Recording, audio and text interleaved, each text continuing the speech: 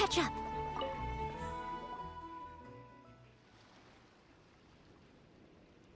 Miss Androne, Traveler. Hey there. Paimon's here too. She was just helping them sort through their things. How did your chat go? That was fast. The call only just ended. Well, you said it was urgent, so we got here as quickly as we could. Albedo, I have some alchemy questions for you. I see. Looks like my knowledge proved useful after all.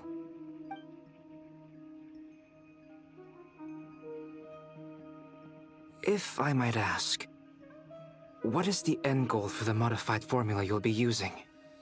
I needed to predict the future of the entire world.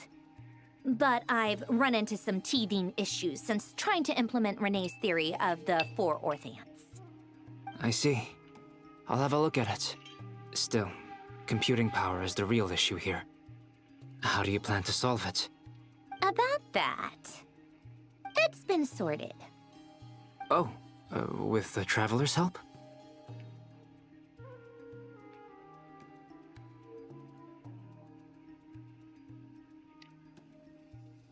Actually, you're not wrong. She found the person with the solution. Was it Hat Guy? Yeah, it was him. Wow! Go Hat Guy! Seems like all that time studying at the Academia is paying off big time. But where is he? Wasn't he the one who asked Albedo and I to come here? Come with me.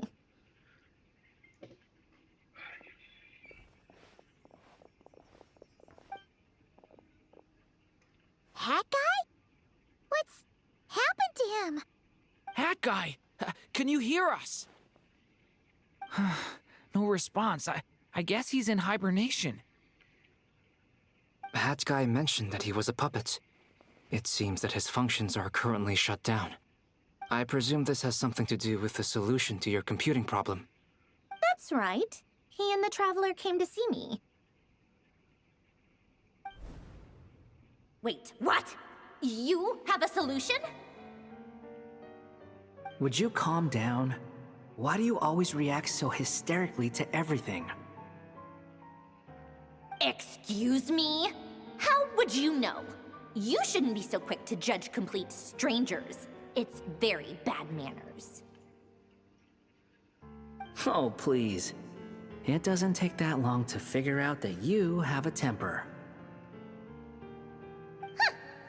Where does a mere student get that kind of confidence? I've actually published more papers than you. Not that status counts for much. Even Paimon's applied for Academia admission. Huh? Are you serious? See? This is why I can't be bothered to explain myself. She recognizes no one's skills but her own. Okay, fine. I'll hear you out. So, tell me, how do you propose to solve my computing power problem? This world itself is constantly processing all kinds of information. If it's the world's future you're trying to calculate, you need a processing device that's designed to cope with that volume. Easier said than done. Only Irminsul can handle that kind of... Wait, is that what you're suggesting? But surely we can't just plug my formula directly into the ley lines. You should be able to tell that I'm not human, right? Yeah, I noticed. The technology, though, seems pretty ancient. Very different from Fontaine's. It's a completely different system. Conrian, to be precise. I'm what they would have called a puppet. Puppets need an energy source and processing power. The artisans who built them sought out the materials most suited for that purpose. You? Do you mean... The Traveler and I have talked it over. She's willing to vouch for you. So, I'll allow you to borrow my core for your calculations. It was built using wood from a silver white tree, which makes it a small part of Irminsul. Conrian technology and Irminsul wood. Who in the world could have built you? Are you sure about this? A puppet without its core will cease functioning completely. And if it's left in that state for too long, it might not recover. You could die if you do this. You do realize that, don't you? I can put two and two together, yes. No need to rub it in. I won't lie to you. This has never been done before. I cannot guarantee your safety. Doesn't matter. I'm prepared for the worst. Did you two actually talk this through? Is he... Are we really considering this? Yes, we discussed it. The bottom line is, he trusts me and I trust you. Let's give it a shot, shall we? Honestly, I have no clue where this kid even came from. But for whatever reason, he lent me his core to use in my formula. I'm very close to finishing my calculations now, and the core is currently in use. So I'm sorry, but I can only show you a sketch right now. This is what the core looks like. A silver white branch. It certainly matches the legends told about Irminsul. Is Hat Guy gonna be okay? He's not gonna die, right? Right? In theory, he should be fine. As long as we put his core back in time. Beyond that, all I can say is that I'll try my best to avoid risk and make sure the core doesn't sustain any damage. I think I know why you called us here now. Someone needs to watch over his body and make sure it's protected until the process completes. Correct. He said that the only ones he trusts here are you two, and the Traveler. And the Traveler will have other work to do. He will have our undivided attention. Aw, Hat Guy. On a more positive note, things are progressing steadily on my end. I'll call everyone in for a meeting once the results are out.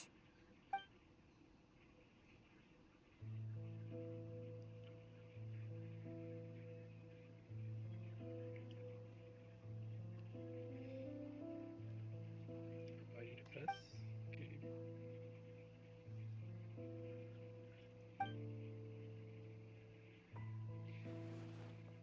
The worst case scenario with the core removal is either a system reset or a total loss of function.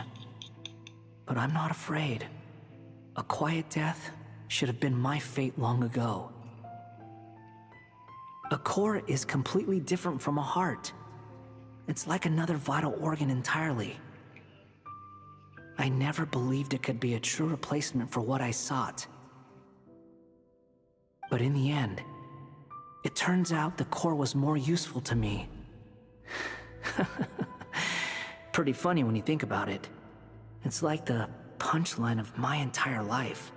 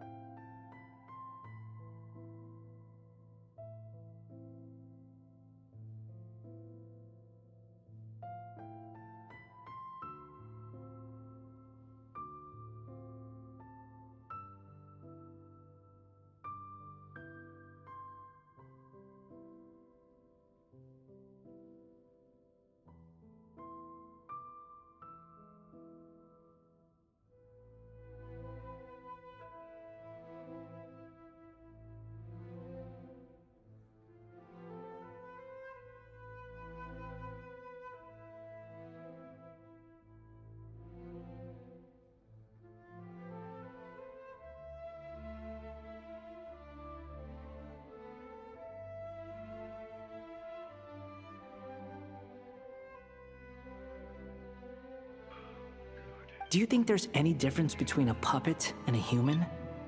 If not, then this would just be another samsara. I have already experienced both a past life and a next life. Part of me wonders whether I'm only capable of making this decision because I've become a real human. What's with that expression?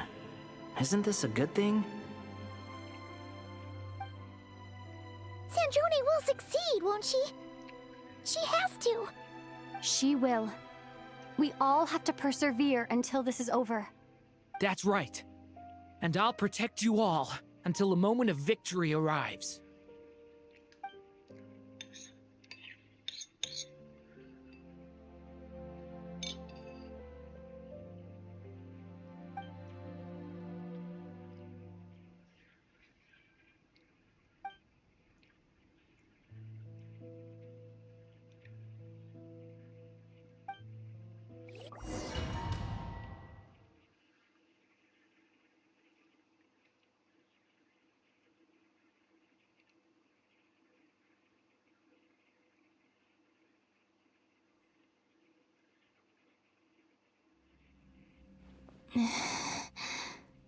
Who are you? Call me Sonnet. You have the same power as Canon. Sonnet. So, you're the goddess of the iridescent moon? Oh, goodness. You recognize me? Well then, what's your name? Columbina. Columbina Hyposelenia. Hyposelenia. What a lovely name. Did you choose it yourself? It was a joint effort between me and my friends. Friends? You mean your friends in the heavens? Huh? Oh, sorry. You must be exhausted. I apologize. Hang in there. Let me introduce you to my older sisters. Do you mean the other two moon goddesses? Arya and Canon? Wow, you sure know a lot. Hey, does that mean that our story goes on into the future? Oh, I guess that wasn't the best question to ask. It's alright. We were prepared for that possibility. You could say we were too prepared. I can't even remember how long my sisters and I have been here by this point. When did you get here? How long has it been? I can't say for sure, but it feels like it's been forever. I see. Are you feeling alright? You look a little unwell. I can hold out a while longer.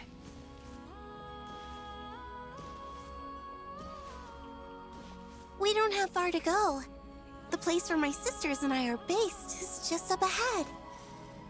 Don't worry, they're both really nice. I'll introduce you.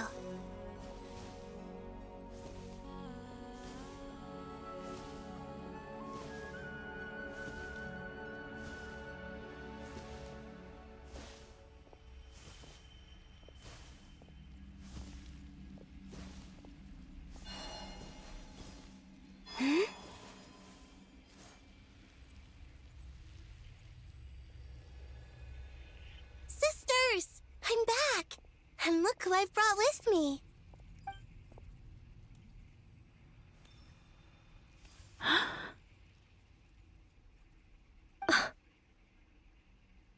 It's our lovely little sister, born in the far future. The pleasure is all mine.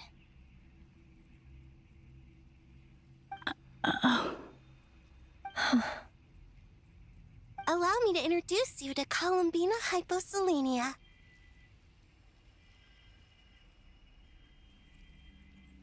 This is Arya, the goddess of the eternal moon.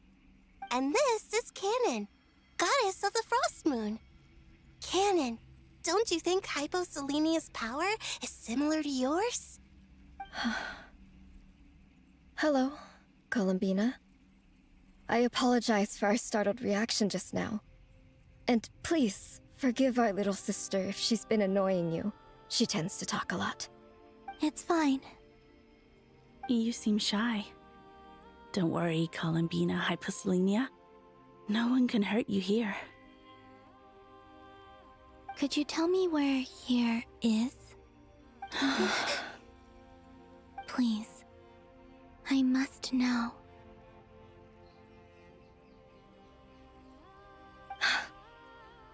My dear sister, this is where Tevat's original ruler, the Dragon King Nibelung, imprisoned the moon goddesses. What?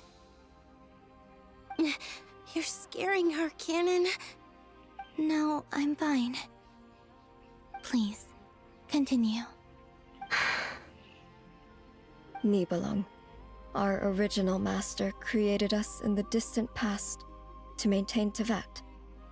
But he left this world and traveled into the dark universe beyond, to explore worlds vaster still. Day and night, we fulfilled our duty in the heavens, until the day that the first Descender arrived. The great ruler of the firmament. The heavenly principles. Is that what later generations call them? I see. But we did not reject them at first, nor did they seem to harbor ill intent towards this world. We coexisted in peace. They were like a guest in our home. Slowly, however, we came to realize that our guest had a growing desire to change and dominate the world. And you didn't stop it? No. There was an order to the rules they set up that Nibelung never taught us. We wanted to know if this order would bode good or ill for Tevat.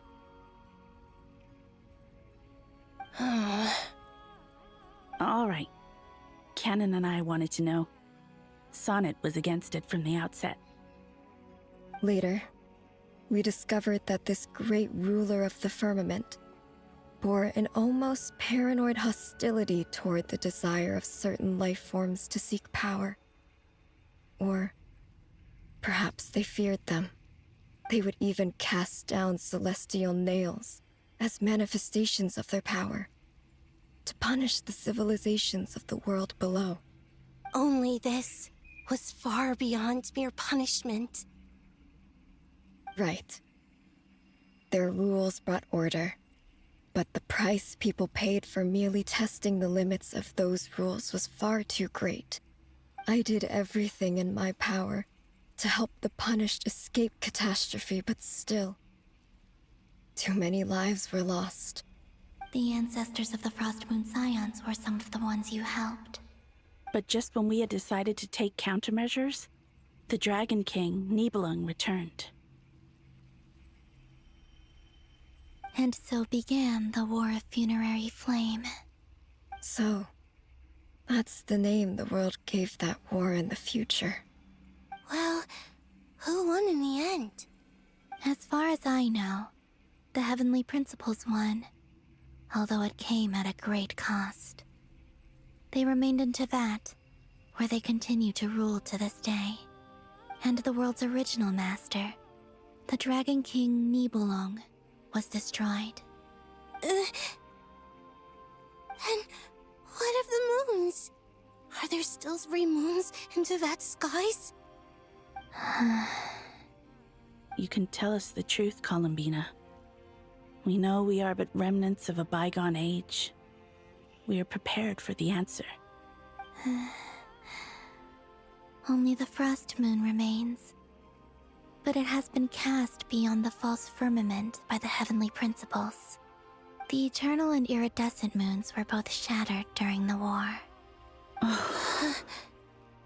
So death finally came for us in the end. Sonnet. But you're still here, aren't you? A moon goddess cannot live without her moon, Columbina. She's right. That's why I began to disappear. Because the Frost Moon is cut off by the false sky. How much worse it would have been if it were outright destroyed. Our souls may endure within this lunar palace, but if our moons are destroyed, Then we shall disappear the moment we depart from it. I'm sorry. There's no need to apologize to us, dear sister. If anything, we owe the world an apology. If only we'd decided to act sooner, rather than arguing amongst ourselves. all the more reason not to spend this time in regret and repentance. Instead, we should focus our efforts on how we might help our future sister. Sorry? Don't you see, Columbina, your story is not yet over. Is that not why you are here?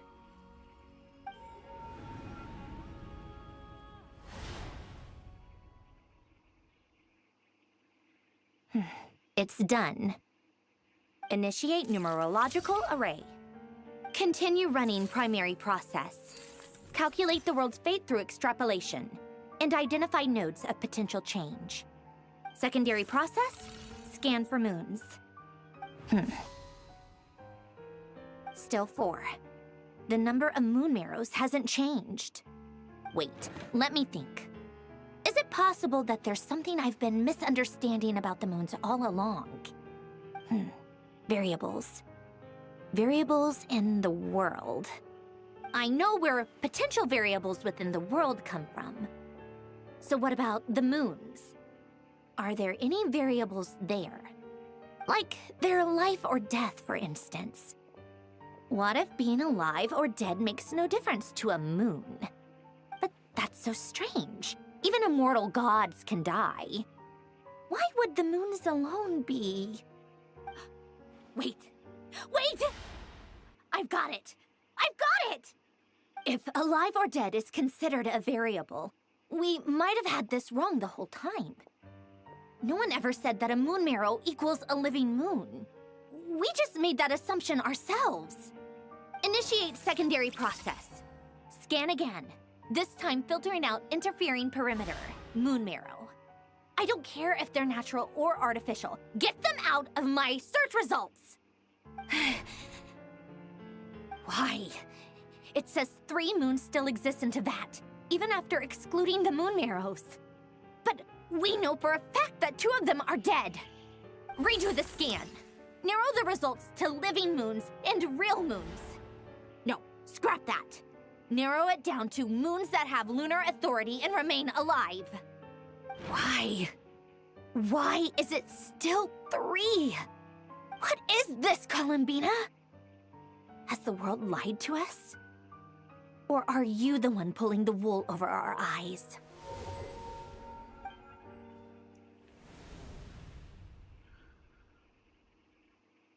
So, you think that the moon's reflection might be where Nibelung imprisoned the 3 moon sisters? Yes, it would explain a lot, such as why that space would respond to a moon goddess's power, opening the moon gate at her command. It would also explain why Miss Columbina has been unable to leave, and why time flows in reverse there. In the messages she sent, Columbina promised us she'd find a way to return, but we have no way of knowing how, when, or where this might happen. The fact that she still has yet to reappear in this world indicates that returning from that place is no easy feat. We cannot afford to simply wait for her. So you're saying, if she could return by her own power alone, she would have done so long ago. Yes, she certainly wouldn't leave it to this late stage when it's so touch and go. I've been giving this some thought, and I've come to believe that Luana's harm might be an anchor that she left behind, as a sort of future waypoint. This could also explain why Luana's heart is always by the Traveler's side. Sounds like a plausible theory. If that's the case, there must be some criteria we need to fulfill to allow Columbina to return to the present. The question is, what could they be?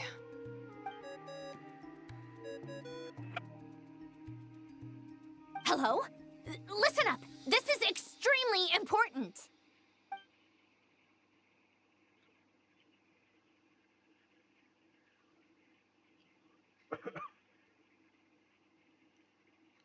Not only is Columbina alive, but she may well exist in a form unimaginable to us. I'm still unclear on the details, but she's done something truly inconceivable in the past. And the clue to what she's done lies in the moon and Tevat sky. Truly amazing. Oh, I'm so delighted for her. I'm sure we all feel the same. And I'm sure Columbina is ready to get back here and fight by our side. I'll keep my calculations going and try to find some way of coordinating with her. But that's not an excuse for everyone else to slack off, okay? All of you had better keep trying to think of solutions. How can the dead moon still live? And Luanatar...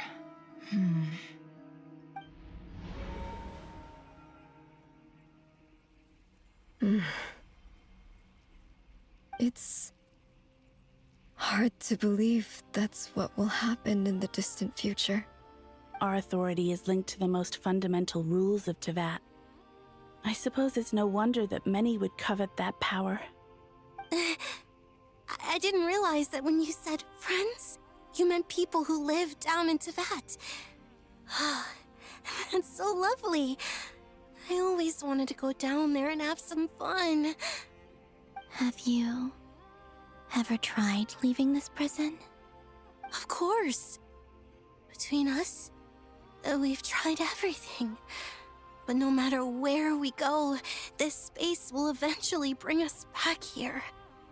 It's like the center of a whirlpool. Everything ultimately converges here, at the moment when Nibelung imprisoned us. In that case, have you tried using any of those pathways that connect this space to the real world? Sorry? What are those? They're passages through which you can make small-scale changes to reality by using Kuvaki. Or am I the only one who can use those passages? Because part of my soul remains in reality. Kuvaki. What is that? You don't know?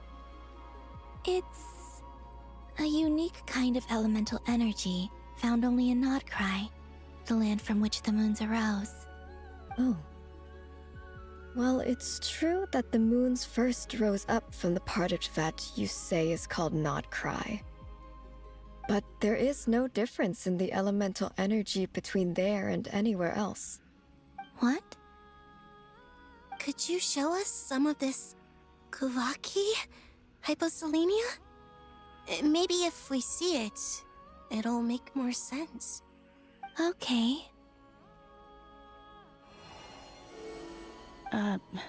Isn't that just your power? What? But it's everywhere in Nodcry. In the air, in the land. Even the creatures who live there have adapted to its influence. How curious. This Kuvaki certainly did not exist anywhere in the world before we were imprisoned. Let alone influence living creatures. So, how exactly does it affect them anyway? Can they float in the air like us? This is so strange. Why would their reality differ so much from mine? Columbina, you're looking for more than just a way out of here, aren't you? Yes. If I am to help my friends, I will need trilunar authority on par with that of our foe. You mean... you'll need our power? This sounds extremely risky. The Three Moons' powers are not mutually compatible. Concentrating them into one goddess will be a very painful process. And if anything goes wrong, it could tear you to pieces. I know. But I'm willing to take that risk. Even so, let's say we successfully transfer our authority to you. How will you take it outside this prison? Nibelung constructed this realm specifically to prevent us from using our powers to interfere in his war. No moon goddess can leave this place alive. What if I don't leave alive?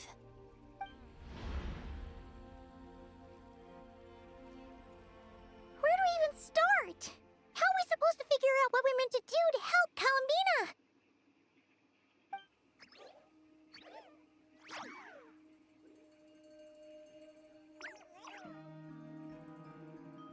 Columbina, what do you need from us? If she really got to the beginning of time in there, how do you think she'd leave us a message?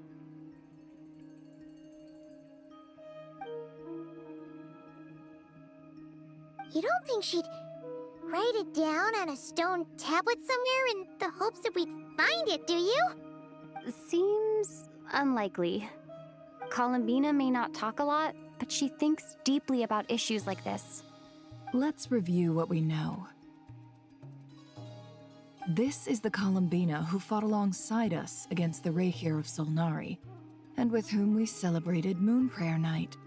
She knows our personalities, our ways of doing things, even our unique strengths and abilities. So, if she wanted to tell us something from a long, long time ago, what would she do? Oh.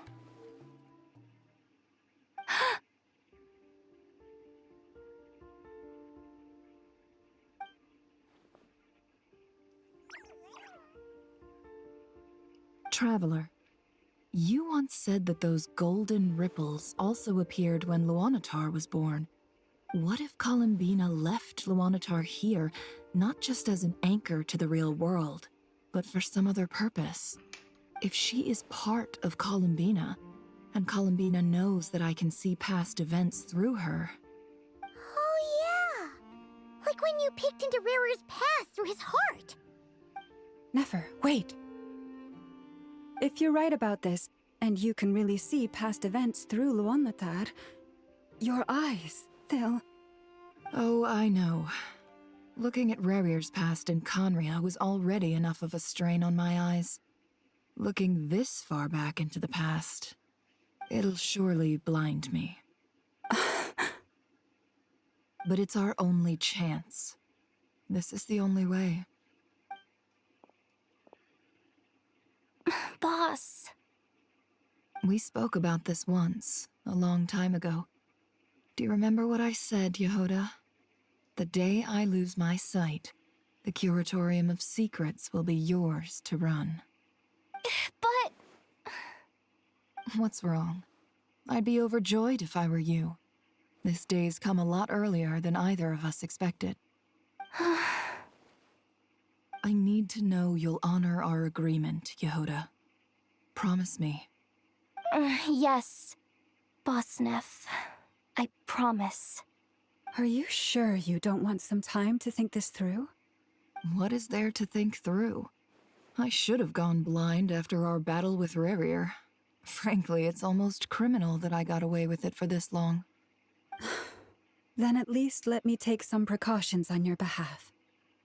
And if you really do lose your sight, I'll visit your office every day and make sure you're well looked after. Oh, please, anything but that. I was actually ready to go through with this. Are you trying to scare me into backing out? As if I could ever scare you. I'll assume you're just joking to calm your nerves. All right, enough chit-chat. Let's do this.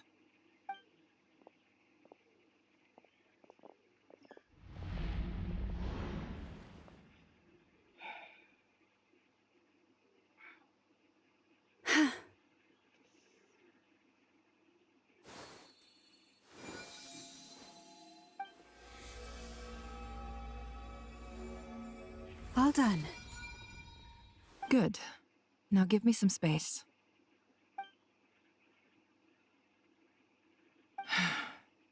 Come on then, little one. Show me what happened in the past.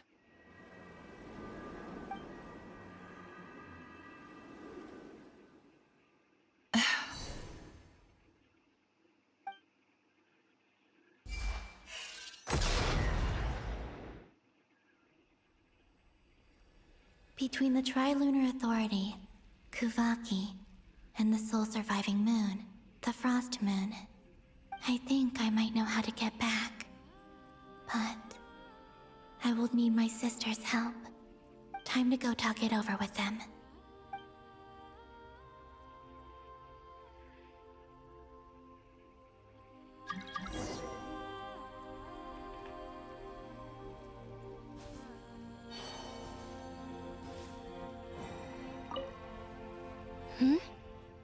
Have you decided what to do? I hope it's not too dangerous. You really scared me when you said that thing about not leaving here alive. Come on, let's go find the other two.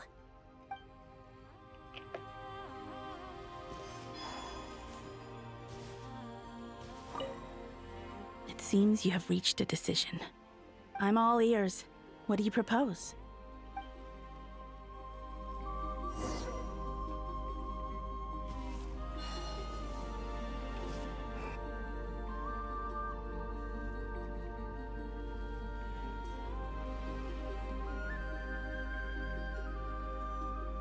Have you figured it out, Columbina?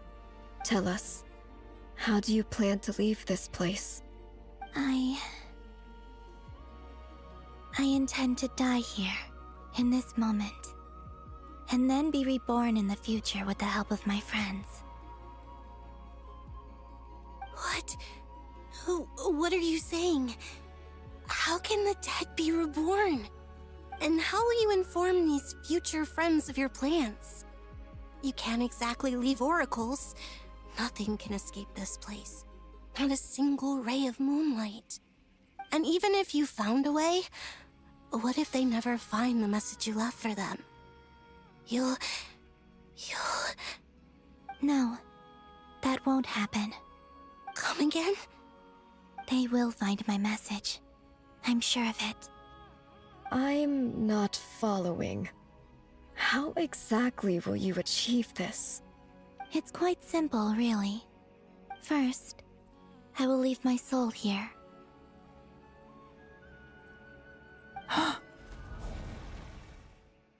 I see it. Your soul? You mean you're a divinity? Yes. I once left a portion of my soul in the future. One so small that this prison barely noticed anything. In this very moment, she can resonate with my soul across time. When the time comes, I believe that she can serve as an anchor to pull my soul from here back to the future reality. Just as gravity connects the world to the moon. Exactly. In the future, where I came from, the moon has been cast beyond the false sky, but I can still feel that it is there. In a similar way, I can feel a connection to the soul fragment I left behind even now. My friends can use it to detect my presence. But how do you just leave your soul here? Is that even possible? On my way here, I met an ordinary mortal who entered this place long before I did. Her body is long gone, but her soul remains. And before that, I encountered an old enemy whose entire soul survives here intact, while the power that once corrupted his body has faded away. So, perhaps this space is specifically designed to imprison divinity and authority, but not the physical body. Still, even if your body can escape, would it not just be a lifeless husk without the soul inside? Wait, is that what you meant when you said you wouldn't leave alive? Yes. I shall turn my body into moonlight and pour it over Nodcry. That power shall protect the land and quietly blend into it, awaiting my soul's return in the future. However, I cannot do this on my strength alone. I would need your help to do this, so I'm humbly asking for your assistance. Oh, dear sister, you need not be so formal. As I said before, we are but remnants of a bygone age. You, on the other hand, were born alone in that distant future, and you have walked a long and lonesome road since then. How could I bear to let your story end here in this dungeon? Don't forget, we are your sisters, your family.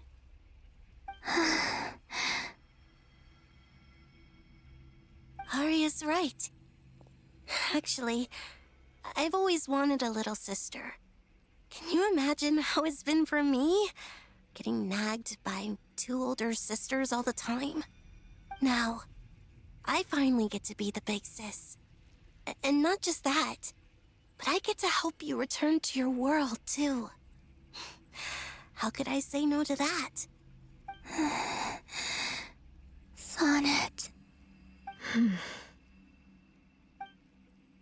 Canon?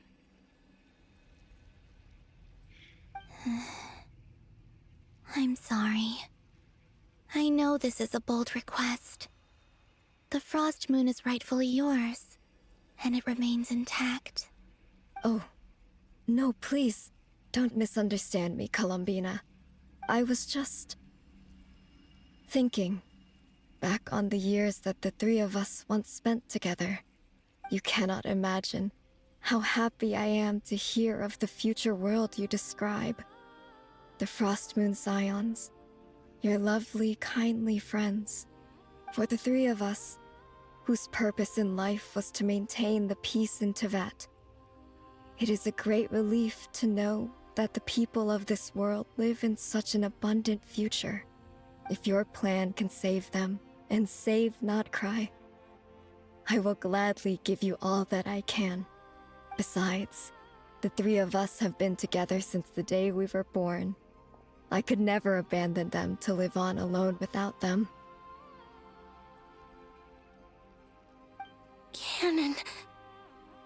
Still, I do have one question I would like to ask you before we proceed. Certainly. What is it? Why do you cover your eyes?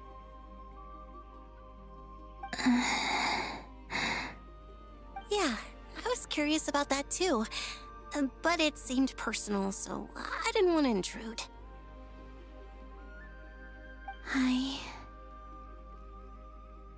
There was a time when I refused to look upon the world. I believed it was full of nothing but lies and falsehoods.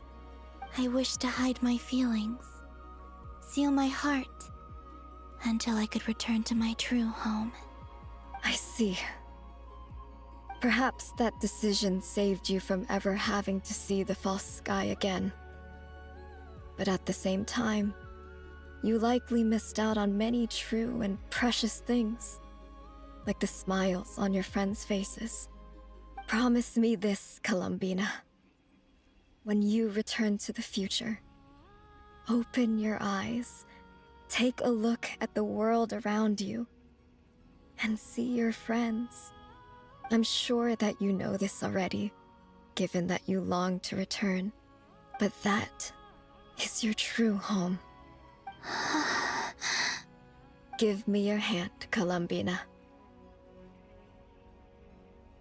Arya, Sonnet, you too. Okay. All right.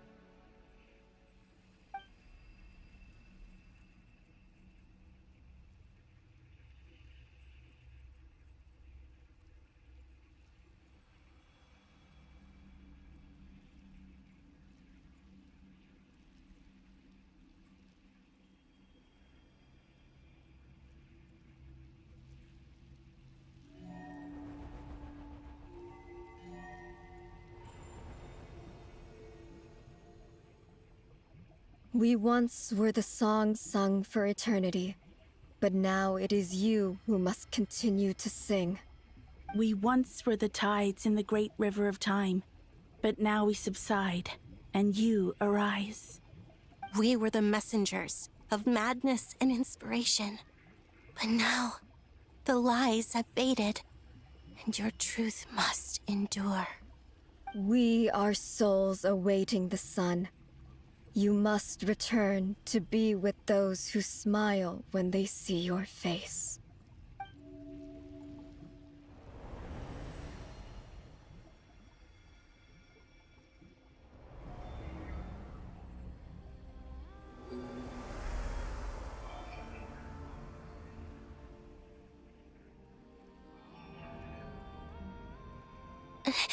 Is it done? Yes. We have transferred the authority over all 3 moons to Columbina Hyposelenia. From this moment on, she is the Tri-Lune Goddess. the one and only moon goddess of this world.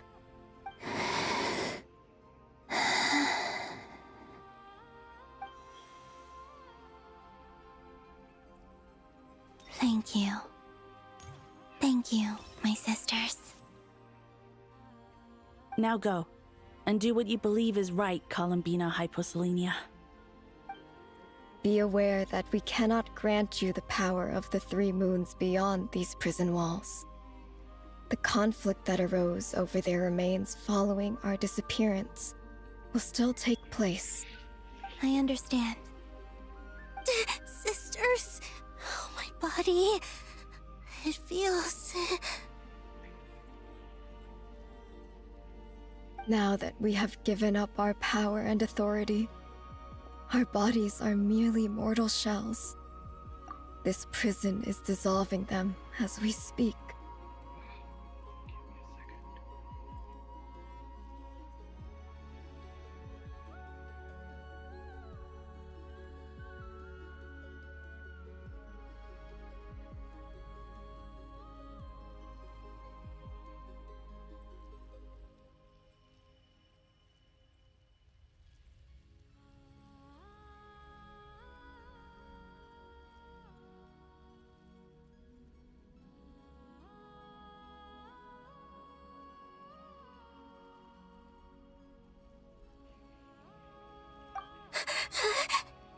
It's okay, Sonnet. The end must come for every god, just as it does for every human. That's all this is. The final destination of our lives. Canon and I will be by your side the whole way. We have one final request, Columbina. Could you use the Three Moons' power to send us back into the real world? Now that we have lost our powers, I doubt this space will seek to hold us further. It's just... we would like to spend our final moments together in the only place we ever called home. Of course. Gladly.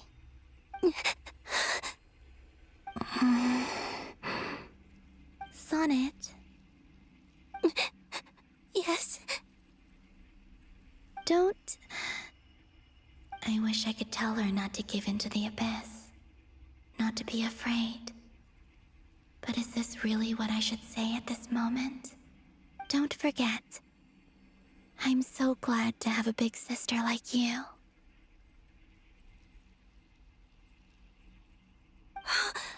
No, Hypo. Thank you.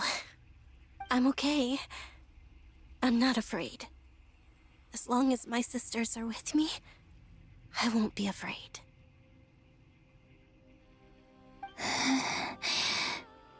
It looks like this is goodbye, sisters. Goodbye, Columbina. Take care of this world in our stead. I will.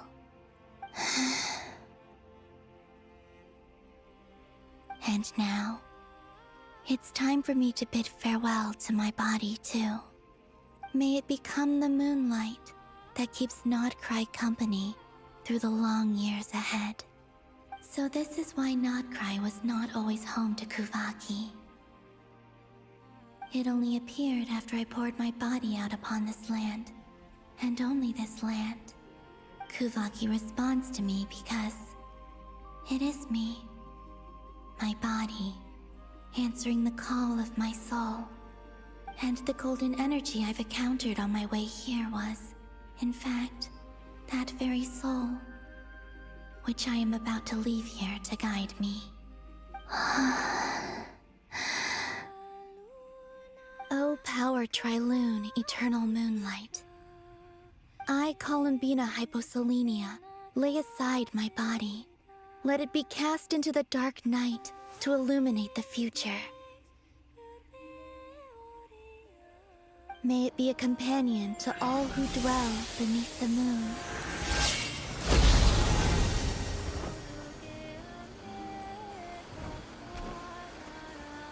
Until the time comes for me to return home.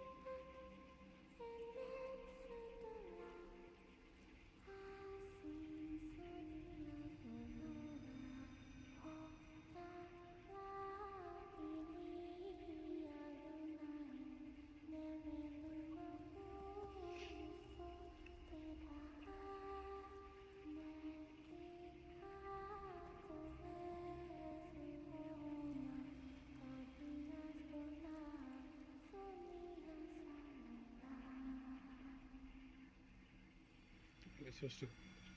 No.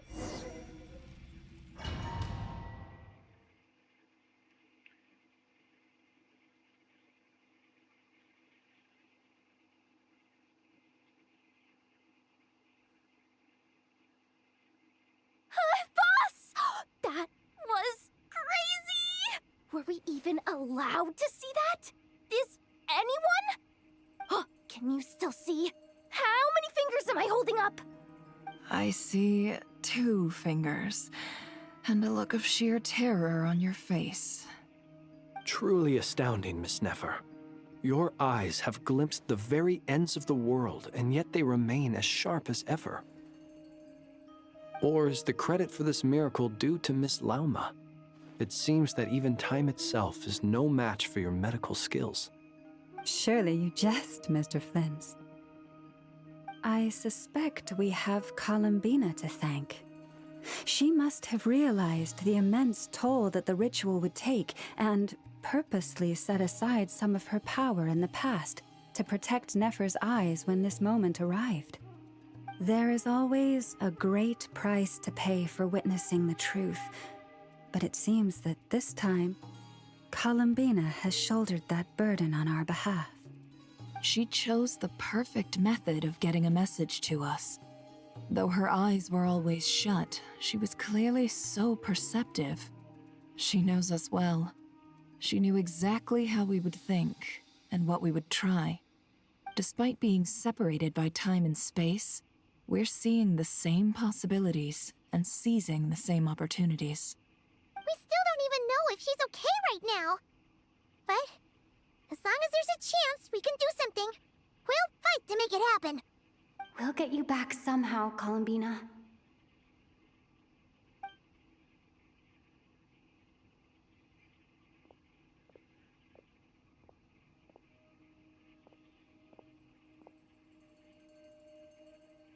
Well, based on the information we now have, let's figure out our next moves.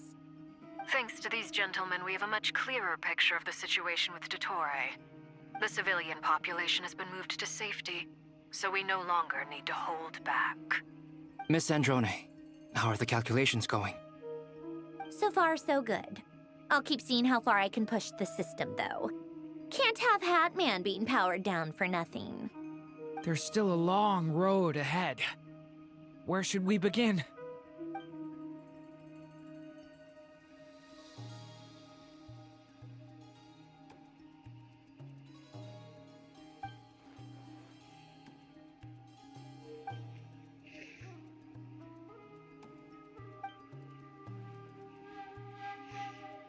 Our plan is clear. Time is short, so let's get moving. There's just never enough time, is there? Time is the bane of my existence. Ugh. Anyway, I'm gonna get back to work. All right, we'll do our part too. Yeah.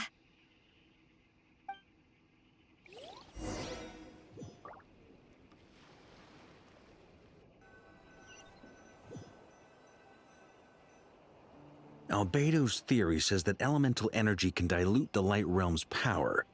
But I'm no expert in building elemental defenses. Sounds like something out of the Advanced Elemental Theory section of the library. Whew.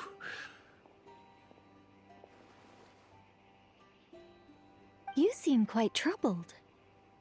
Well, yeah. I mean, who doesn't get a little flustered when they're completely out of their depth? You were the very picture of confidence back when you approached the Hexen Circle. Yeah, I could have been faking it through that whole meeting for all you know. Who's to say I'm not just a ball of nerves in a charming and gregarious package? Oh gosh, really? I'm so sorry, I had no idea. Well, you're all the braver for it. Still, I was much more in my comfort zone than I am here. At least in Mondstadt, you can cry for help from a cliff top and actually stand a chance of summoning Barbados himself. Things have never looked bleaker than they do now.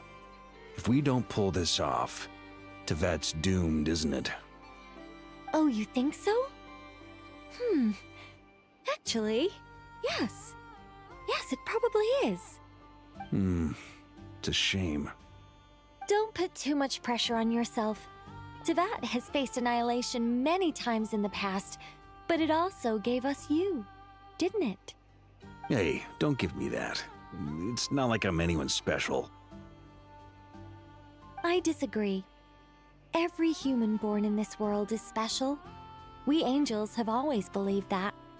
In that case, this humble human being has a big favor to ask of you. I thought you might say that. I'm sure Alice, in her great wisdom, sent you here precisely to help us in this difficult time, yes?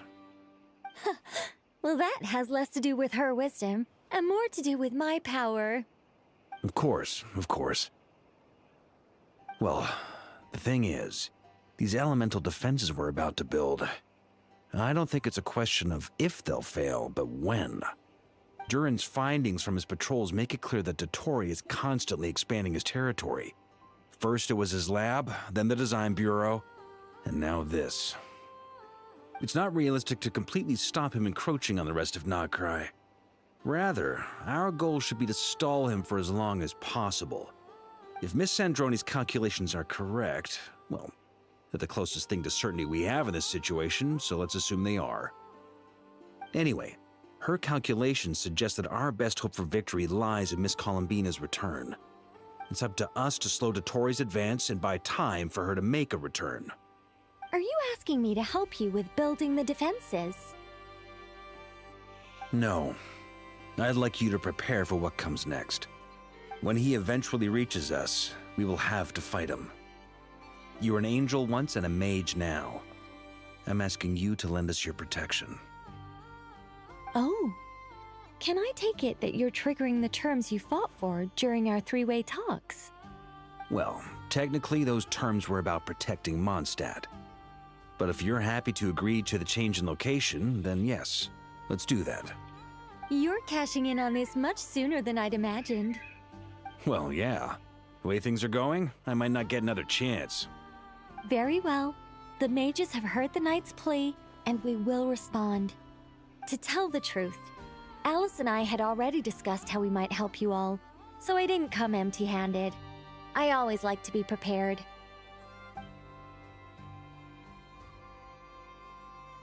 This is... wow. Yeah. This is great. Seriously, thank you.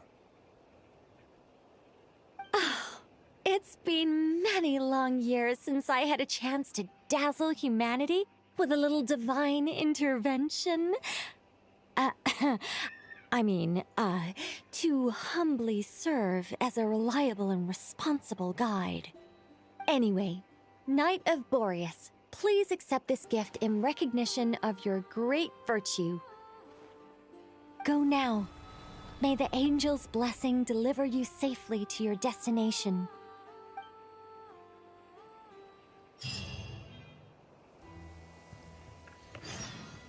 Someone needs assistance. Oh, come on. Are you fucking with me? Why does the thing have to go high all of a sudden? Ah, you're here. Sandroni! How are things going? Glad you asked. You two are about to become the first people to lay eyes upon my masterpiece. Or should that be the first person and the first, specter? Hey! Whatever. Come, feast your eyes on this. Wow! We've never seen something like this before! This meter displays the progress of my formula. Currently, it's still making the most important connections. Once it's finished running, I'll deliver it right to your side. And then, we can finally bring Columbina back. What do you mean, deliver it? Can't you just tell us over the Dodo communication device? It'll just be some numbers, right? Ugh, you're such a greenhorn. This isn't the kind of formula you solve in math class. It's a highly complex algorithm capable of constructing a framework of rules. Ugh, whatever. We'll be here all day if I start trying to explain it. All you need to know is the formula must be completed before we can bring Columbina back. I'll share the data with you. Nicole's agreed to let me use her information channel, so we just need to use the Dodo communication device like so. And... there. Now you can check in on my progress. Wow! Look at that! You're amazing, Zandrone! About time you recognized my genius. Took you long enough. Anyway, that's all from me. You should check on the others if you have time. Make sure we don't have any weak links in the chain. That might sound harsh to you, but close supervision is a common practice in a Fatui. Not looking to catch anyone out. I just care about everything going smoothly. That's all. I'm kinda stuck here while the formula's running, so I need you to be my second pair of eyes in the meantime.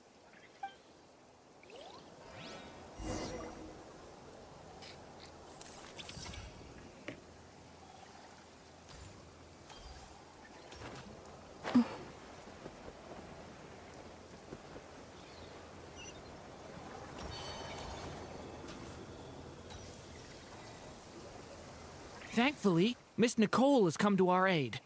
Nasha Town is now looking very well defended. Golden Flame. Yes, that's Nicole's power, all right. Based on the latest message from Grandmaster Varka, it sounds like they've reached an agreement. The situation should be more stable with her assistance. Everyone will have at least some degree of protection. Albedo! Durin! Hello there, you two. Are you well rested?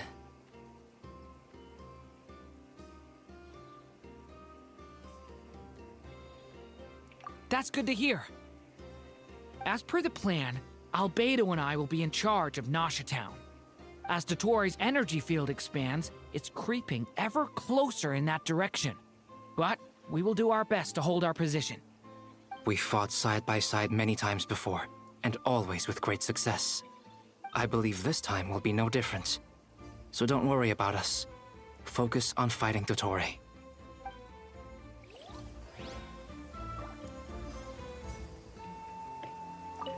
As Dottoro's energy field... We fought side by... I believe this time...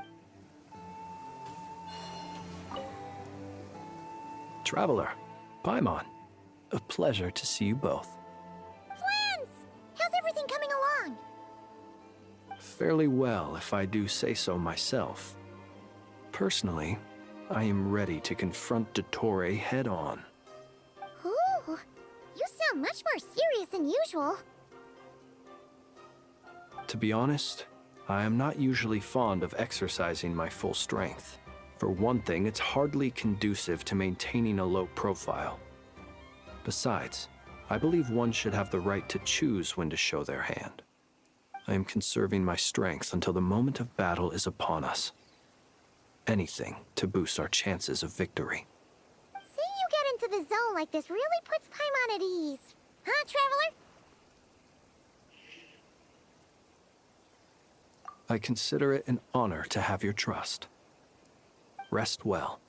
I look forward to seeing you both in your element during the battle. Yeah, my element was fucking high ping right now. Jesus. Yes, Miss Moonchanter? What are you staring at? You always address me in the strangest ways. Lady Moonchanter one minute, Miss Moonchanter the next. Yes, and? Are either of those incorrect? Not as such. It's just that I simply call you Nefer nowadays. Uh-huh. That's my name. What's your point?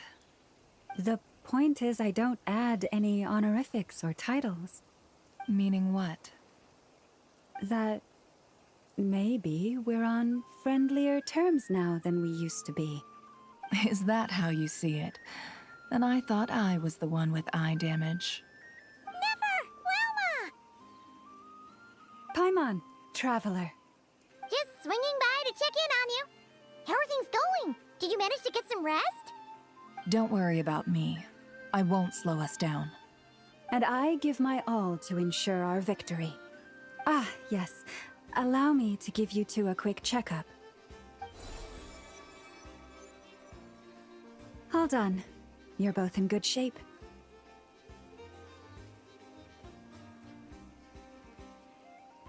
You're welcome. You'll have your work cut out for you in this battle against Dottore, so make sure to get some rest in first. Paimon will keep an eye on her. Don't you worry. I'm glad to hear it. Take good care of yourself, too, Paimon. Sure thing.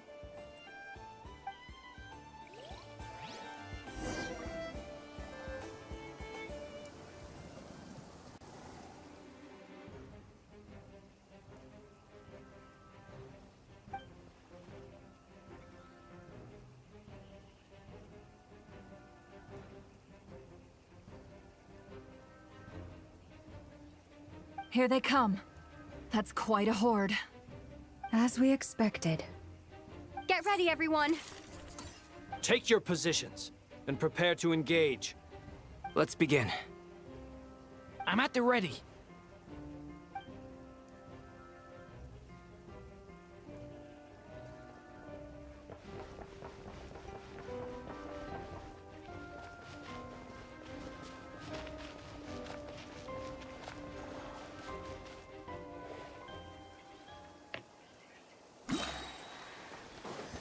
What a waste of time! Fix your skull!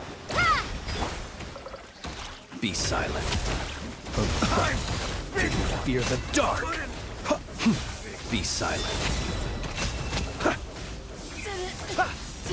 Close your eyes. Fear the dark.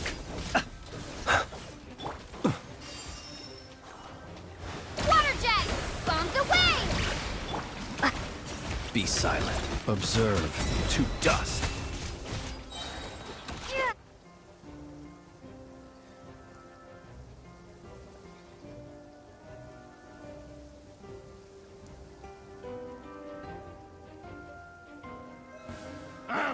Fix your skull! Leave this place. With one heart, we pray. No more lies. These creatures cannot stand against us. Oh, fighting talk. Just don't let your guard down. That goes without saying. I'm hardly the risk taker in this group. Excuse me?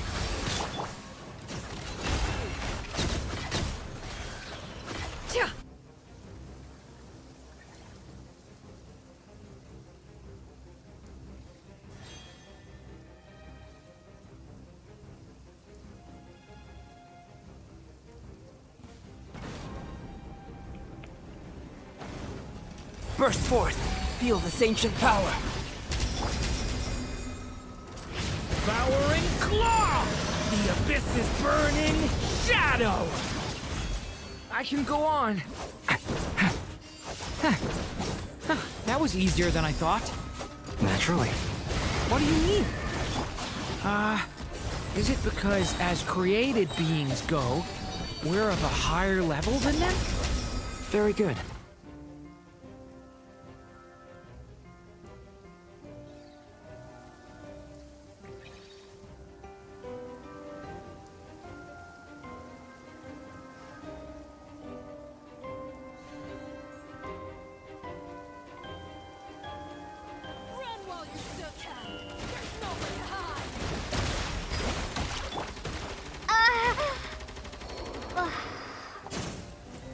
At least let me feel.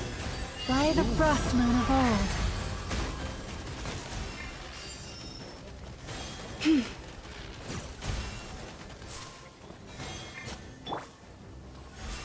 No more lies. People have always used fire to drive away wild beasts. Wouldn't a lantern work just as well? You read my mind, my dear friend. I was just about to say that. All right then, dear friend. Bring the light.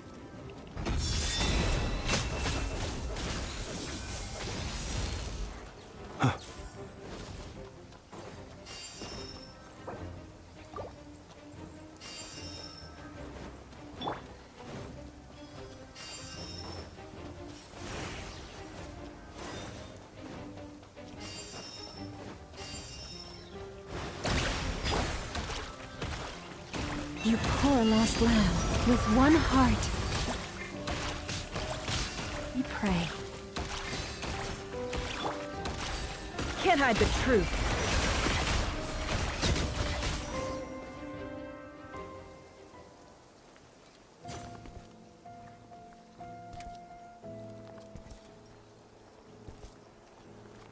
You're looking well. I trust you've had a good couple of days. Dottore. It's actually a good thing, in my view. If the subjects of my experiment were to die prematurely, it would throw quite a wrench in the works. And so, I must thank you all for your resilience. We are no longer on the same level, but you are nonetheless worthy of my respect. A creator god should be merciful and gracious after all. And in any case, it is only right that before I end your lives, the world is informed of the arrival of their new god. Oh, finally. But I truly do wish that it was... No, I didn't have such high fucking ping.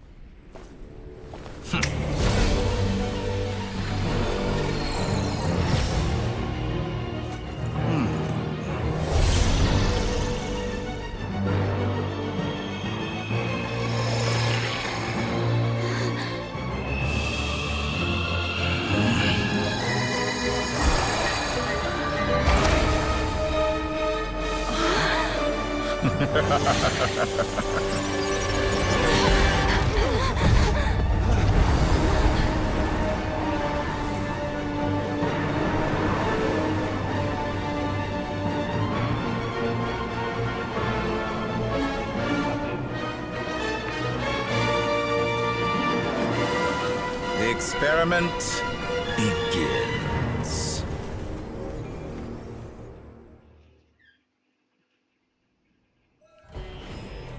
With the marrow of the 3 moons in my hand, behold the false moons fall!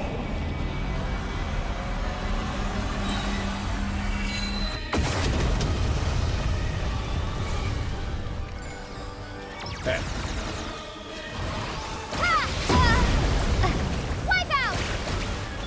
You cannot face me! For the everlasting forest. No more lies. That's more like it. Summers. Good. Keep it up. all adds up. I'm still collecting data. It all falls into place. Excellent. You how dull. Entropy. Observe. Night falls.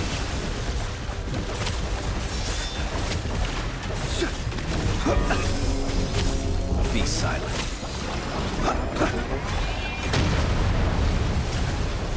Moon's remnants fall. Leave this place. With one heart, we pray.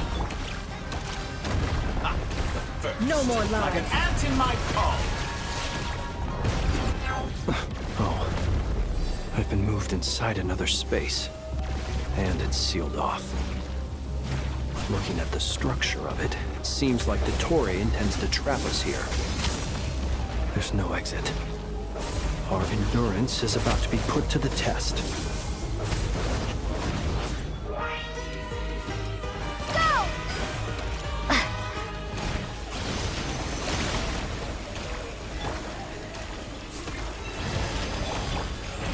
Can't hide the truth. Good. Keep it up. Entropy still collecting data. Me. That's more like it. Some results of value. Leaving openings on purpose. Confident, aren't we? Forest, protect... Reverse.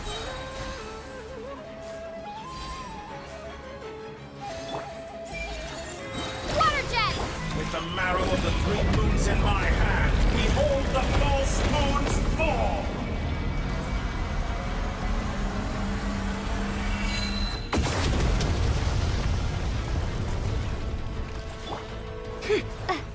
Water jet!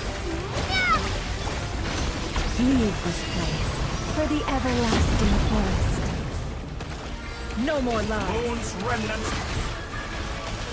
Good. Keep it up. The I'm mystery still collecting unravels. data. It all adds up. Tell me, where will you try scurrying off to next? Looks like Dottore has opted for a divide and conquer strategy. But we will not allow him to triumph. Now, I shall pray for our victory.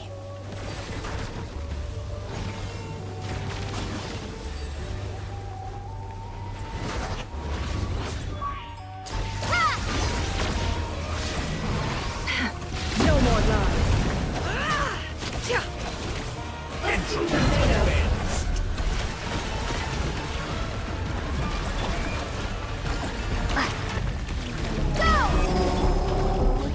It all adds up.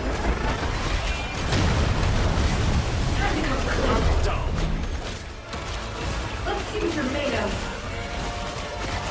You cannot face me. Let's see what you're made of. Moon's remnants.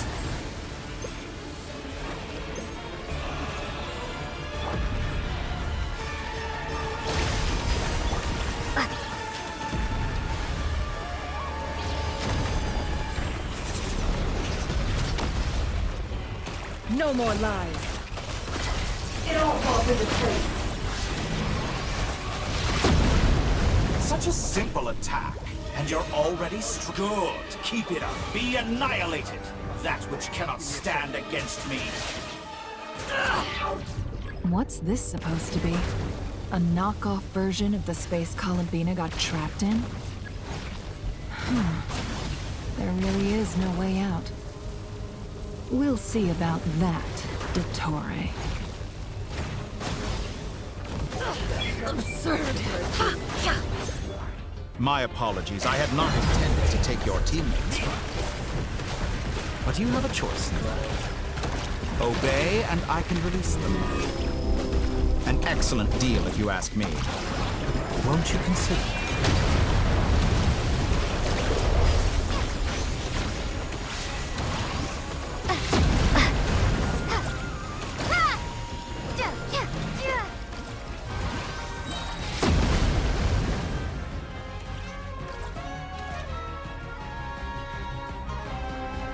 I'm aware you've been working on some little tricks to surprise me with, but it appears that none of them have come to fruition. My guess would be that you're trying to bring Columbina back. But then, where is Sandrone? Or are you trying to buy time for her? I always found their friendship to be a curious phenomenon. Two highly incongruent personalities, and yet they share a deep connection.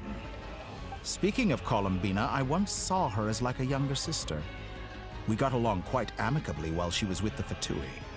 But then one day she suddenly decided she would refuse to take part in any further experiments.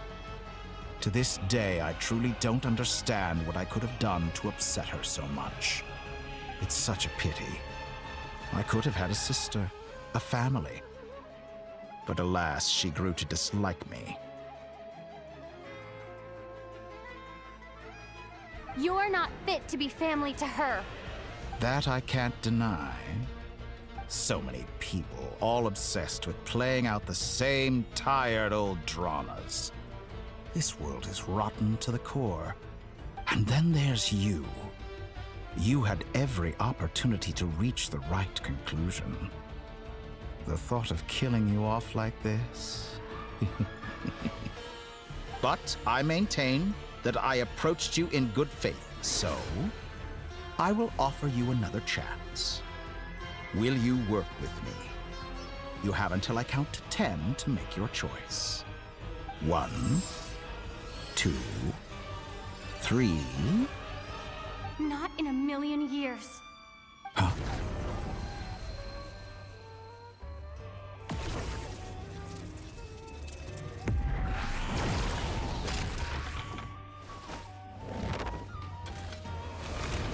Sandrone, what a pleasant surprise.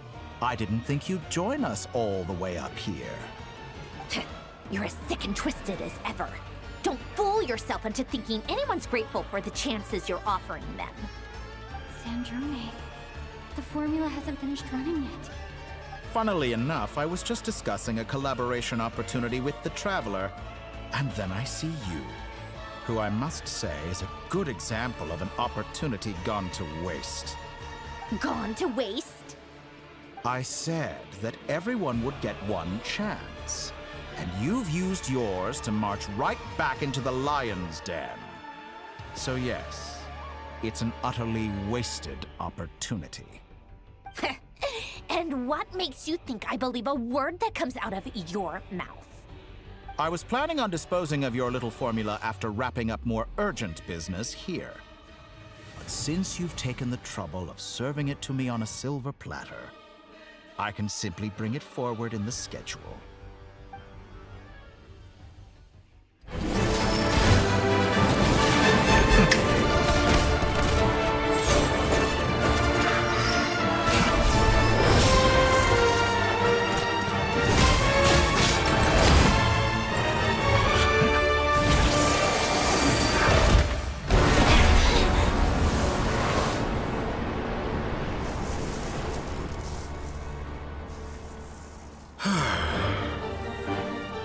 Is this your life's work? This piece of trash?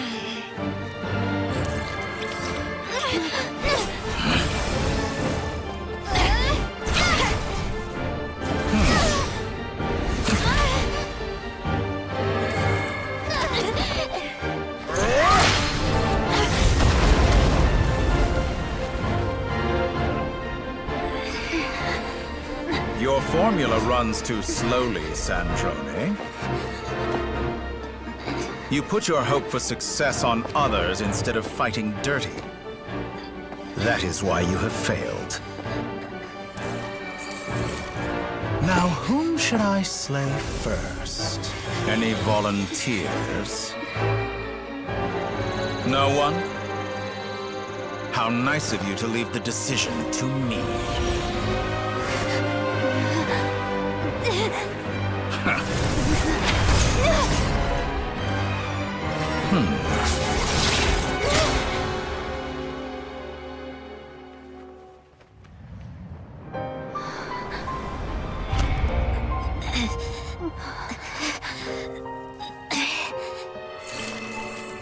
Oh, how unexpected.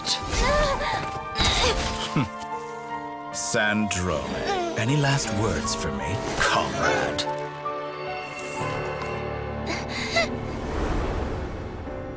Is there anything you wish for? Not really. But I've always known what I don't want. Go to hell, Dottore.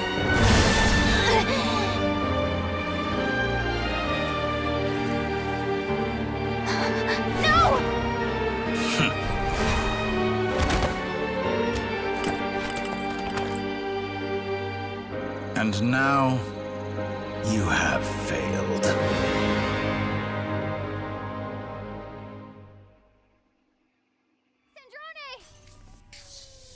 Now you see how fragile mechanical contraptions are.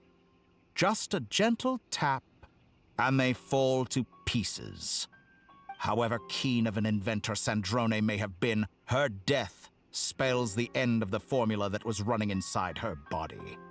Of course, I have to commend her for making it this far. As her colleague, I have to admire her stubborn tenacity.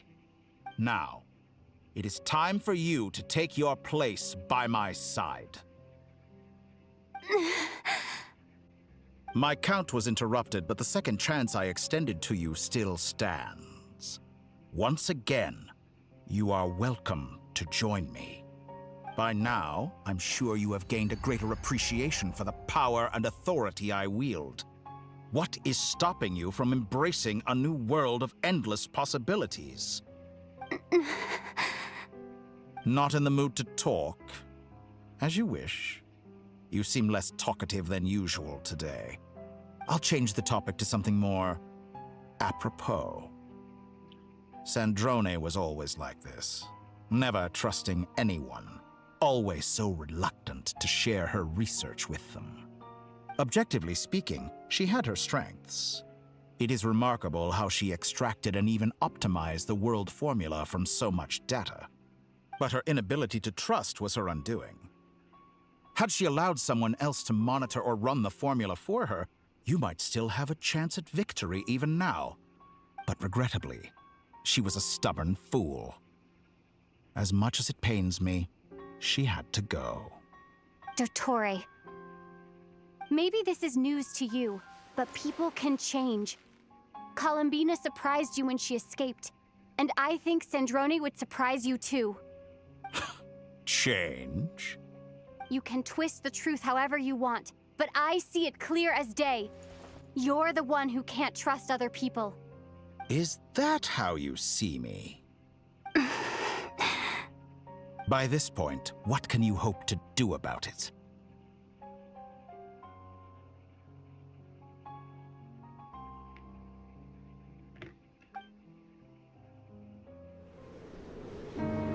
It is pointless to fight on. You've already lost. Wrong. You can't win this, Dottore.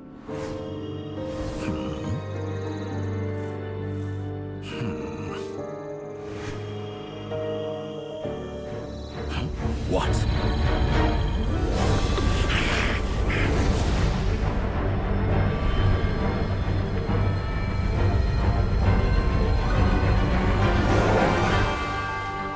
My formula can get us 90% of the way.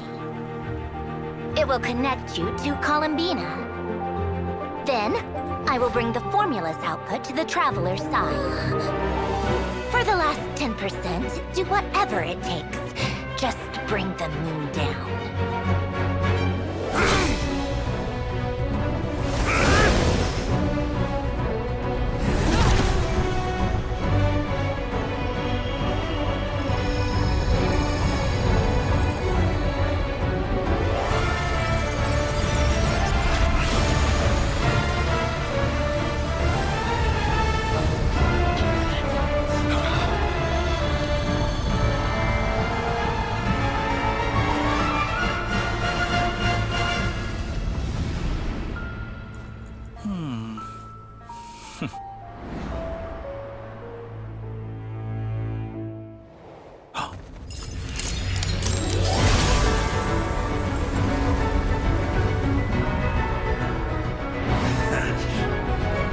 The moon will never be yours.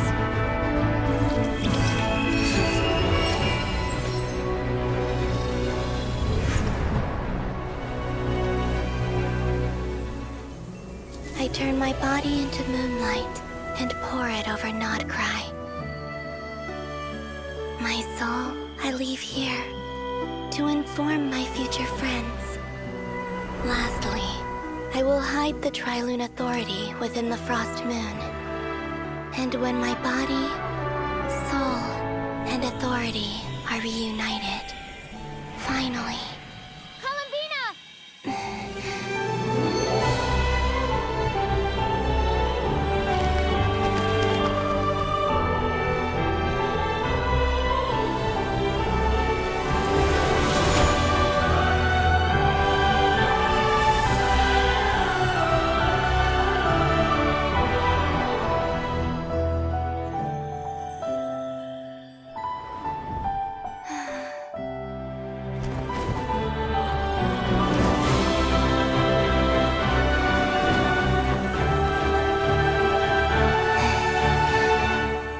It's been too long.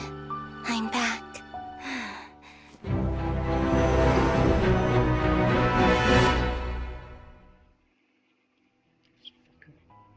Stay focused on the battle, Traveler. What a touching reunion. Though I personally find myself repulsed by the sight of weaklings huddled together for war. Now, you're quite finished patting yourselves on the back. Show me how long you can struggle before you drown. Watch out, Columbina! He can manipulate space itself! I know. Wait for the right moment. We'll strike together. Moon's remnants. Surge. That's more like it.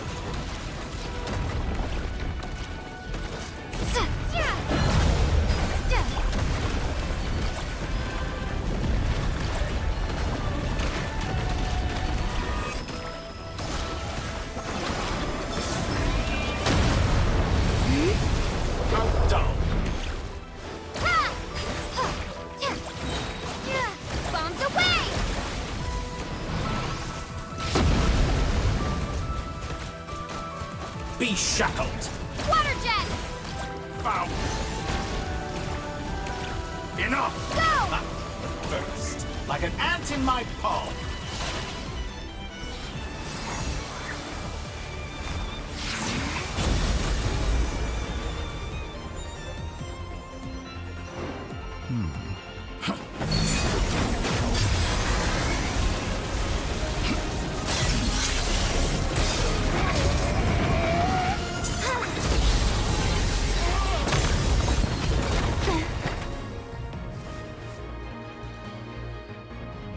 I grant you the new moon's blessing. The new moon shines upon you. I am growing weary. It's over, Dottore!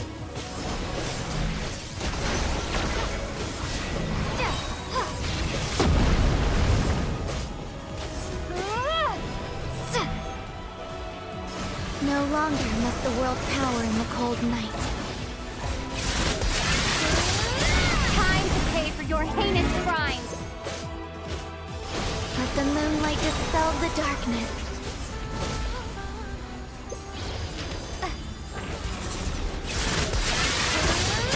Our future is not... Everlasting as the moon. Decaying world!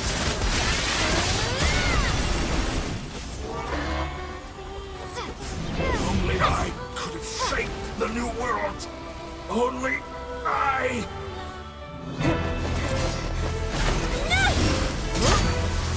Willfully blind.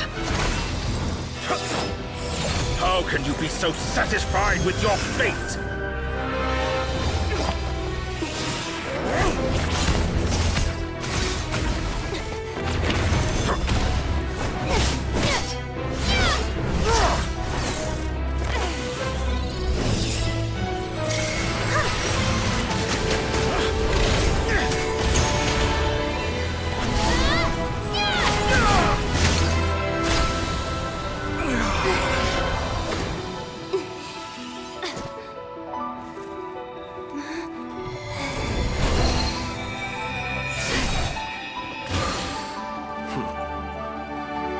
This battle was never about fate.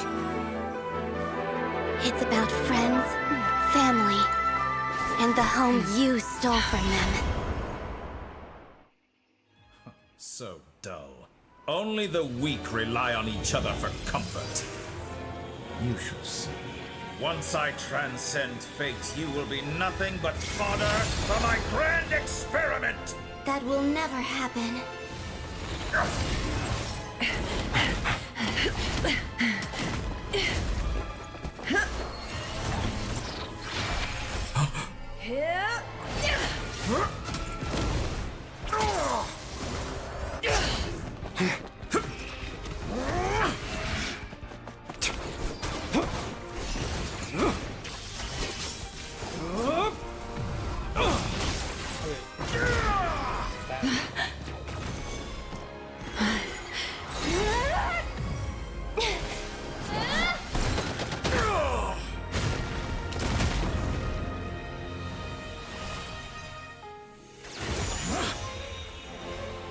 Today, the moon lights up this world once more.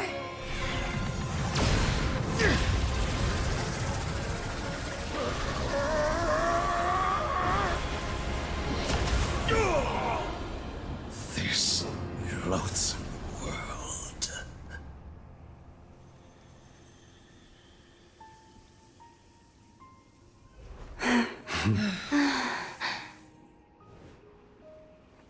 No, this world is our home.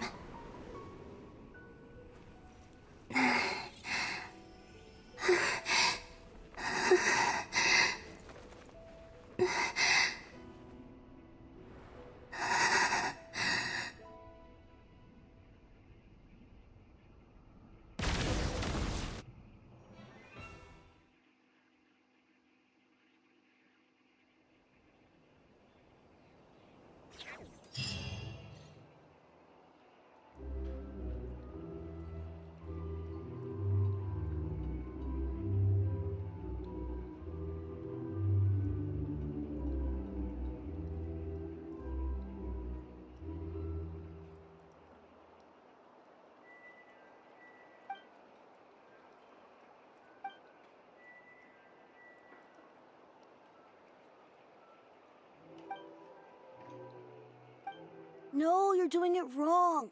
The moon looks like this now. What are you drawing, children? The new moon, Mom. It looks different than before, doesn't it?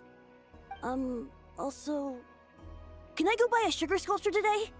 Please? Just one? All right. I suppose today is a special day after all. Almost like a festival. Extra, extra! Get the latest Nasha Express here! Post-disaster report! Nasha Town reborn beneath a new moon!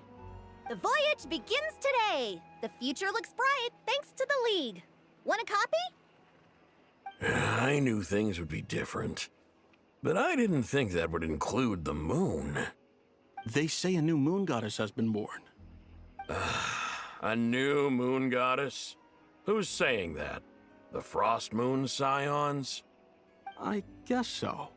I'm not too clued up on the details. As far as I'm concerned, the moon's still in the sky and it's business as usual. Hey, since we've come all this way, shall we grab ourselves a free meal while we're here? Are you a convert now? Or are you just here for the free lunch? Oh, come on. What does it matter? After everything we've all just been through? That smells good. All right, that's it. I'm hungry. Time to eat. Come on! We gotta get there early, or there won't be any good spots left! Shh, keep it down. This is a residential area. What if people are still sleeping?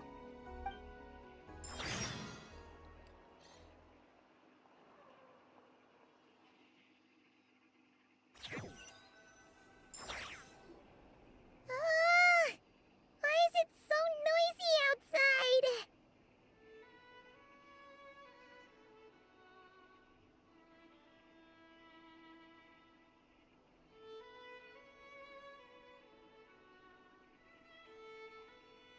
It's okay.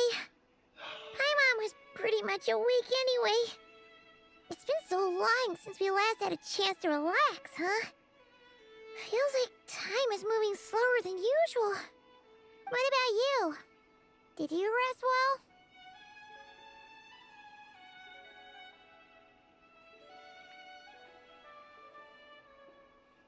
Hello? What? Oh, God. Still winding down from everything that's happened? Or are you wondering how our friends are doing? Or is it about what Dotori said to you?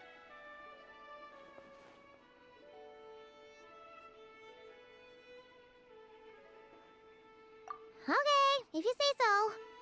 But don't push yourself, alright? Let Paimon know if you need to talk. What we just went through was a lot. It's totally normal if you need some time to get back in your groove. Luonatar disappeared after Columbina came back. Apparently, she was part of Columbina's soul or something. Still, Paimon kind of misses Luonatar somehow. But anyway, you did great. So did Paimon. We all worked our butts off to contain this disaster, and in the end, we made it. So, chin up, Traveler. You should be proud of yourself.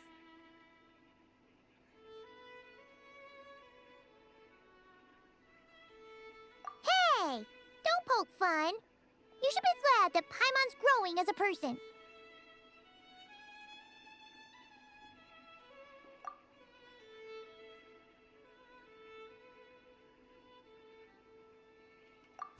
Paimon didn't think you'd mention it. You have no idea how anxious Paimon was. She was worried sick about you. Well, if you really want to show Paimon you're sorry, you're gonna need to make it up to her. You better be ready to splash out on a lavish meal.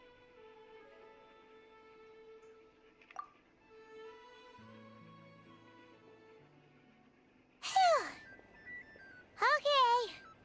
Paimon's full now.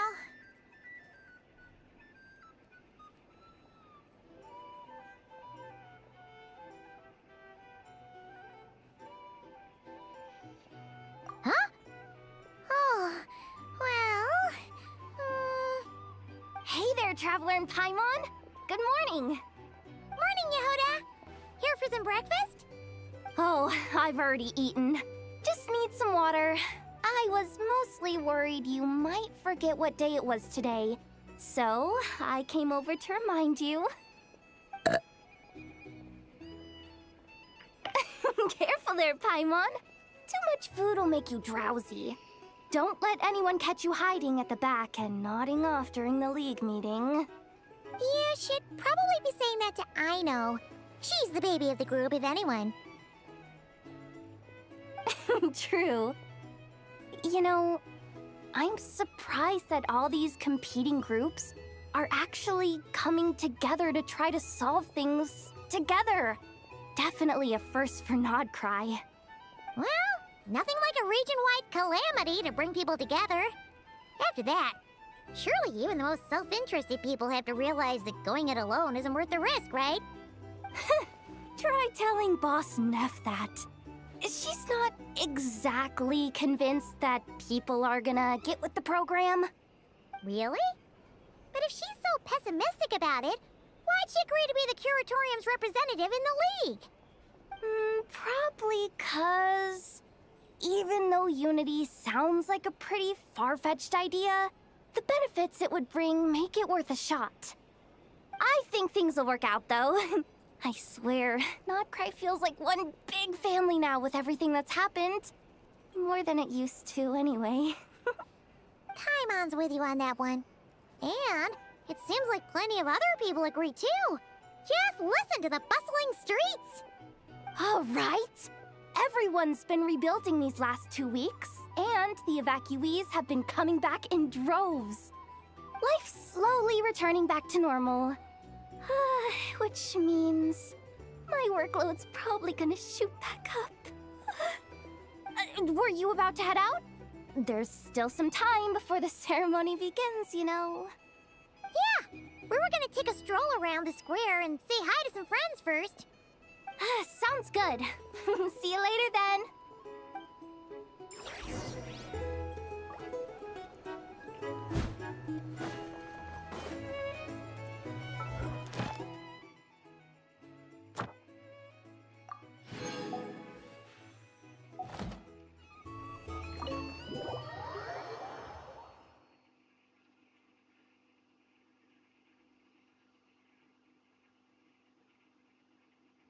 Please accept today's boon.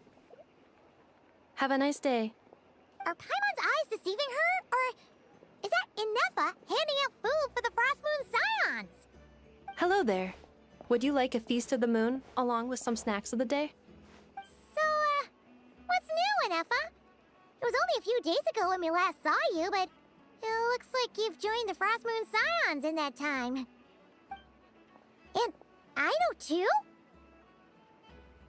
What are you talking about, Paimon? We're just here to help, duh. In the wake of the disaster, it's all hands on deck. We responded to Lama's request for support. At times like these, the smallest good deed can inspire others and help them through the hard days ahead. And we're using eggs and heating tubes to make that a reality, in true Kromkake Craft Shop style!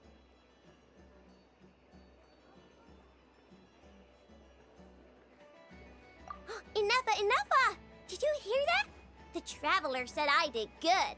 The Traveler! That's because it's true, I know. Proposal. If you can resist eating today's dessert, I will provide you with compliments, too. No way! Well, that proposal got shot down quickly. I need something to get me through the hard times too, you know.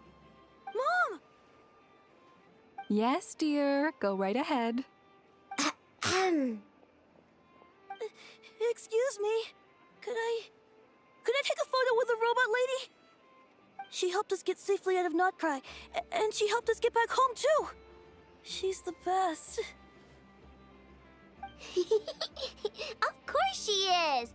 And since I'm the whiz kid who built her, that makes me even better than best, right? But you stole my snacks, though. Oops. Shall we move to the open space near the center? The view there is better.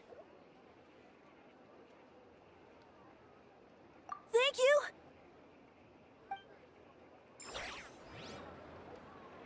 Aren't you the better pick for this job, Flint? You underestimate yourself yet again, Master Ilua. Not at all.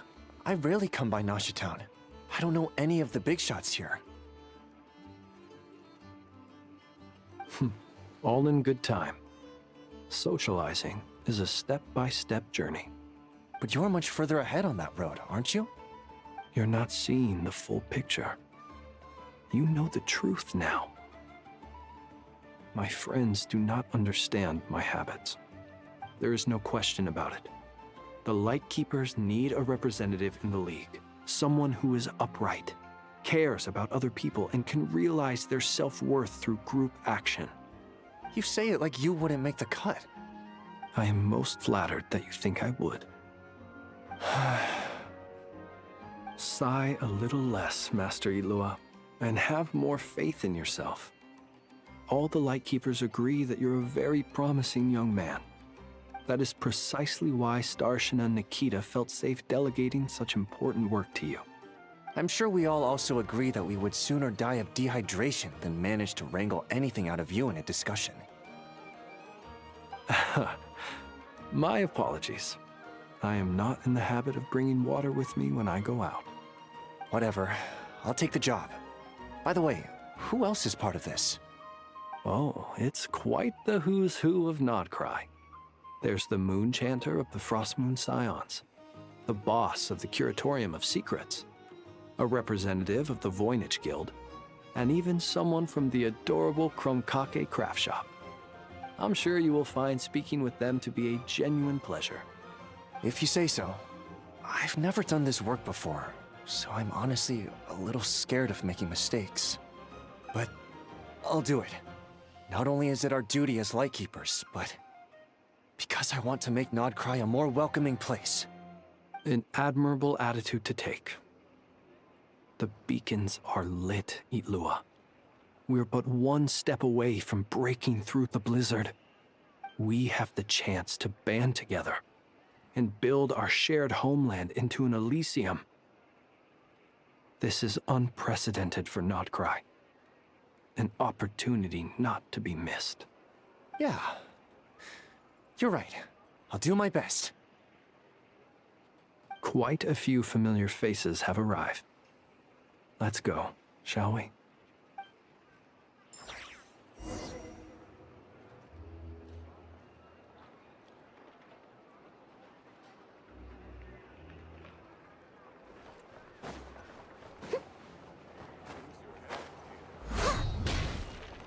I'll catch up.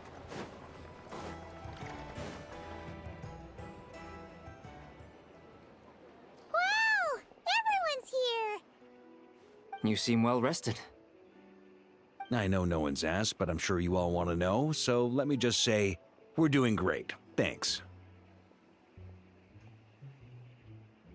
Well, great, but not perfect. Starting to lose my mind from boredom. Can't drink a drop of alcohol while I'm waiting for my wounds to heal. I'm sure you had a sneaky swig or two. Wait, how'd you find out? I'm sure you must be missing Mondstadt after all these years away, Grandmaster. Yeah, you could say that again. Every time I get news from Mondstadt, it makes me want to go back and see the place for myself. Honestly, once things are wrapped up here, I think it'll be time to head back home. Hey, looks like someone's taking the stage. Can everyone see okay? Anyone need a boost? I'll just listen from the back. It's fine. You're taking this pretty seriously, huh, Durin? Well, it's not every day that I get the chance to see how people speak in official settings. Soak it up like a sponge. I'll make sure you get a chance to practice for yourself later down the line. Actually, I know just the thing. You can debrief the Knights of Favonius for me. Mr. Varka, are you forgetting that I'm not a Knight of Favonius?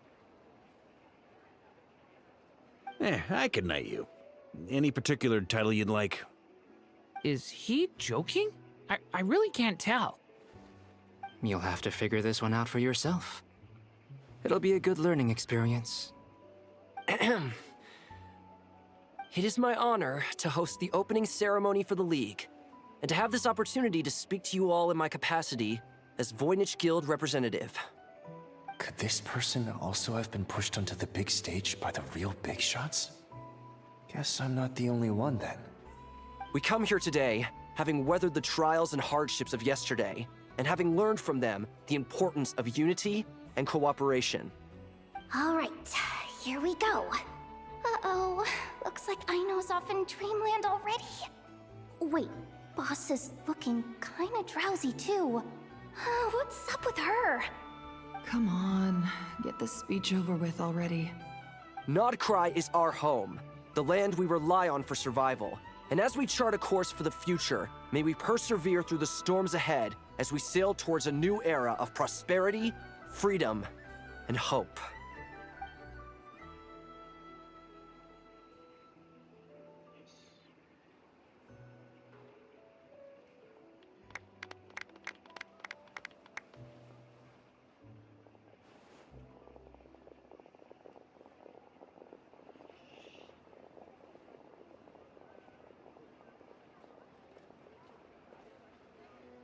Looks like we'll have more opportunities to travel in the future. I'm sure you'll cope, Lady Moonchanter, given how fleet of foot you are. Unfortunately, I suspect I'll be too busy at the Curatorium to act as your host.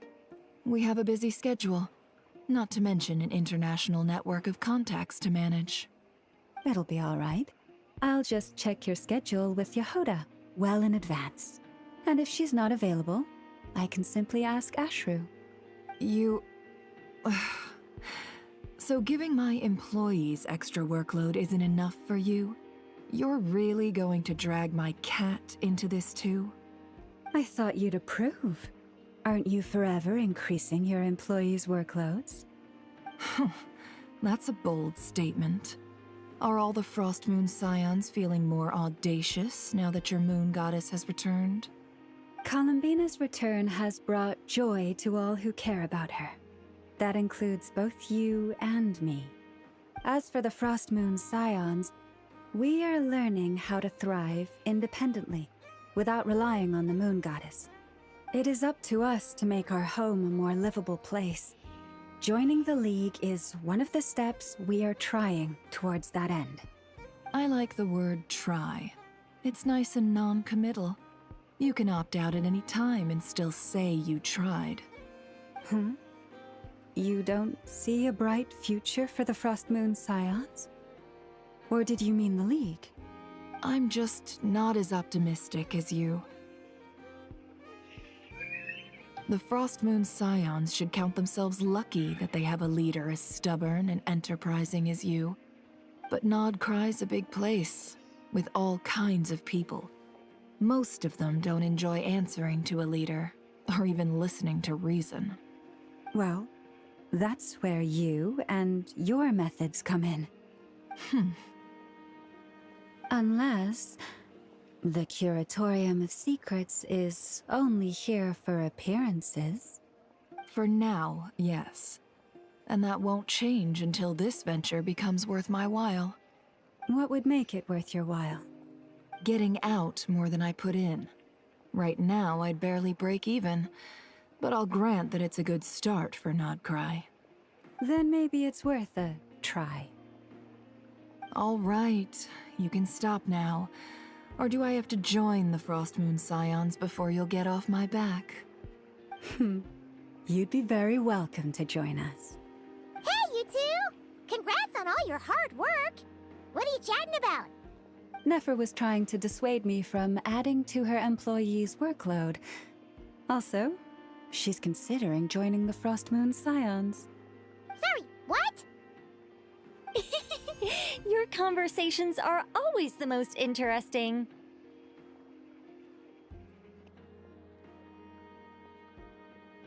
Would you two care to join me for some tea before heading to your next destination?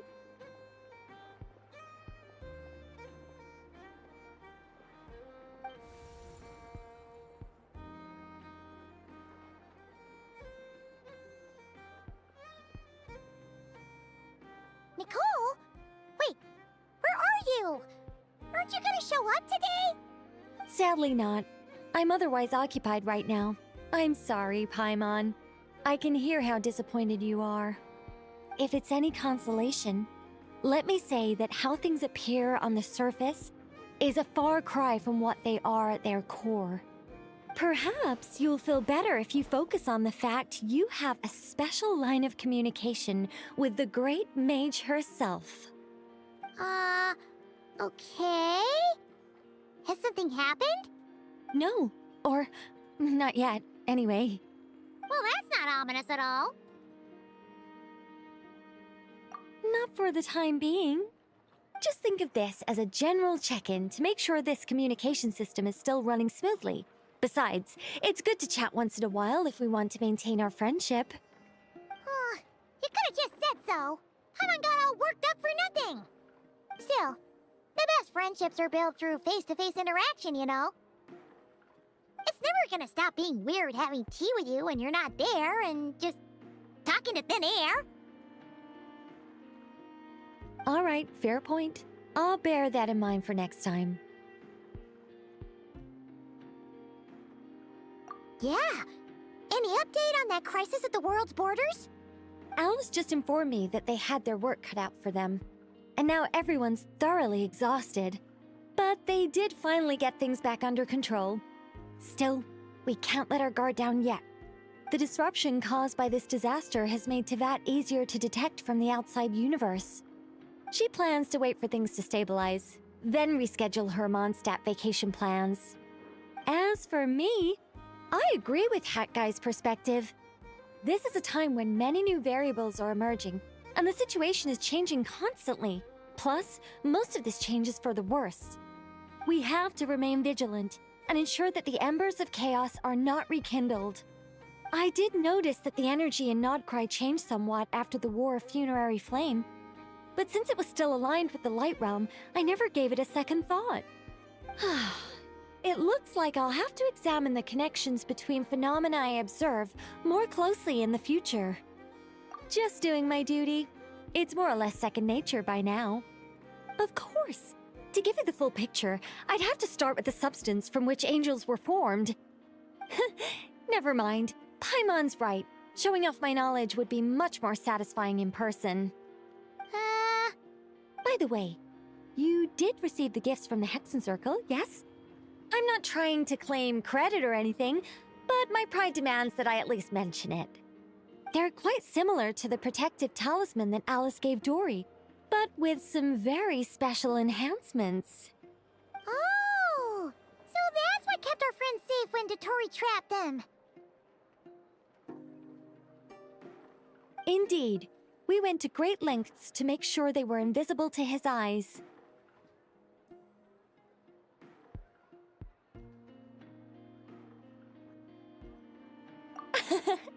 I'm so happy they came in handy. Still, not fishing for gratitude, by the way. I just want you to be aware that sometimes your friends may be protecting you in ways you cannot perceive. Anyway, I'll contact you if anything else crops up. If not, you know what they say, no news is good news. Oh, my angelic instincts are tingling. They say you should head to the docks next. Your friends are about to board their ship home.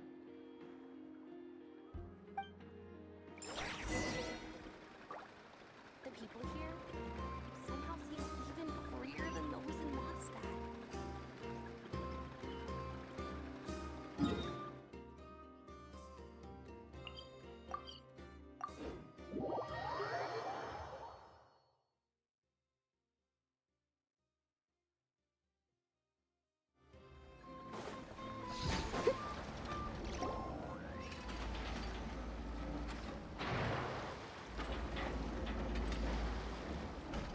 You're here. You're here too, Hat Guy! Are you heading back together?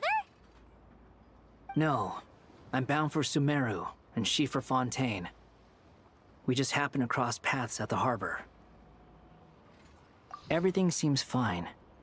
Sandrone may have an abominable temper, but she's always been very responsible with important calculations, and things entrusted to her by valued friends.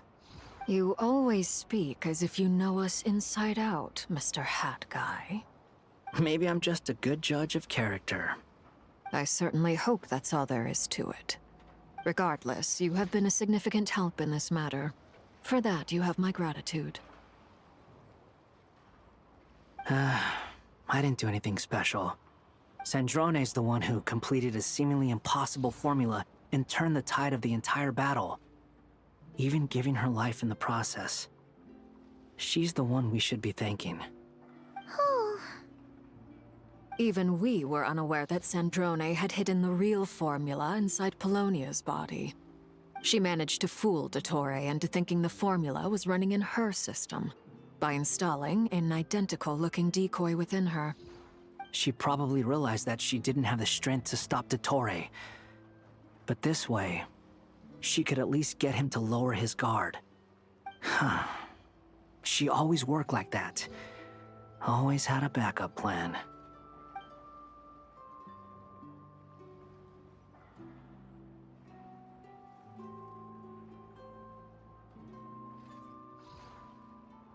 Well, that's why I'm traveling to Fontaine.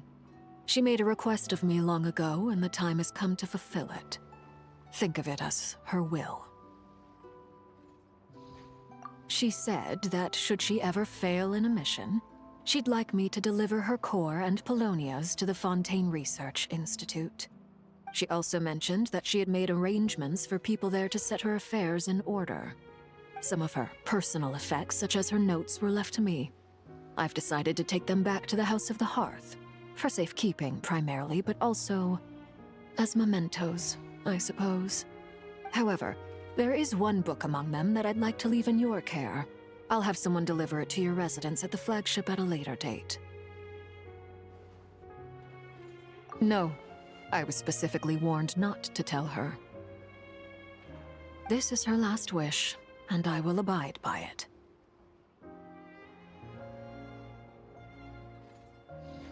I can only hope so, but none of us here can know for certain. I bade farewell to Columbina earlier today. As promised, she turned the iridescent moon's marrow over to me. She spent a long time with Sandrone's body, saying her goodbyes. Oh, is she alright? Sandrone's passing has left a great wound in all of our hearts. It will take time to heal, but Columbina surprised me. She offered me some words of comfort before I departed. Despite being grief-stricken herself, she showed an awareness of the feelings of others around her. She never used to act like this. Clearly, she has grown. And I suspect that we have you to thank for much of the change we are seeing in her.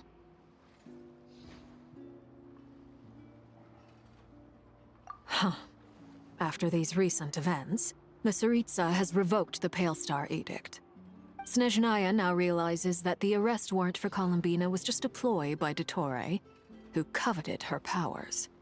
I shall return to Nodcry to see her as soon as I find the time. I hope that from now on, she too will explore more of the world.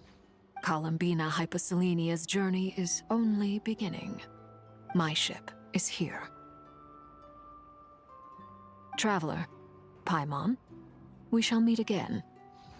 You too, Hat Guy. What are you still bumming around for? Isn't Columbina waiting for you? I thought today was the day you'd agreed with her to go find out the truth about your sibling. You're afraid you won't like the truth when you see it. Well, this is new. I was starting to think that nothing could scare you. Don't say that! Wouldn't you be if you were in this situation? Fair point. But I'd say I have more experience facing up to unpleasant truths than the Traveler. They say blood's thicker than water. I know how much you need your family back. More than you need any of your friends. And I'm sure that all your real friends understand that too. No matter what the truth turns out to be, they will stick by you and support you, whatever decision you make. Finding the truth is important. But more important still is what you choose to do once you found it. At least, that's the life lesson I've learned from my experience, grappling with the truth. What? Now that Dottoro's dead and gone?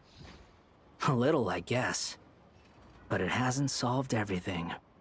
Maybe I regret not getting to end his life with my own hands. Or maybe it's something else.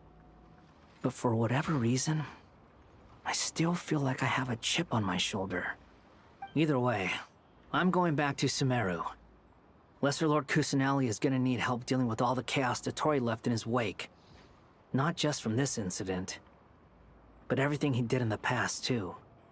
You should continue with your journey, as you've always done. Who knows? Maybe we'll meet again someplace else. So, what should we do now? If you want to explore a bit more to steady those nerves, Paimon's game! After all, when Columbina said she knew where your ship was hidden, Paimon promised to give you two some alone time with the truth. It hasn't been all that long since we were last apart, sure, but with Columbina there, Paimon's sure things will be just dandy.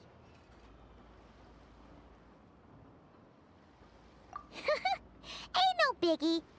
Paimon might be all about that food and fun, but she knows how to do right by people. Paimon's sure you'd prefer to digest the news about your brother in peace. But, no matter what you see, just know you can share it with Paimon. Of course, as long as it's not super private. If you can't make sense of something, let's give it some thought together. And even if we both can't figure it out, Paimon can at least treat you to a nice meal.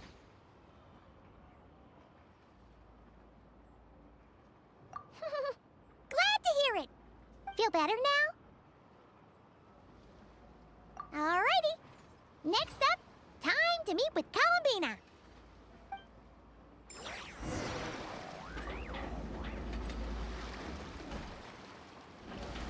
Someone needs assistance.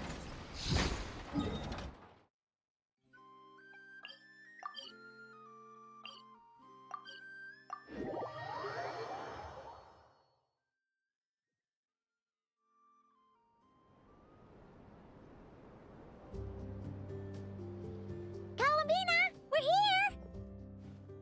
Can't quite believe we're meeting out here.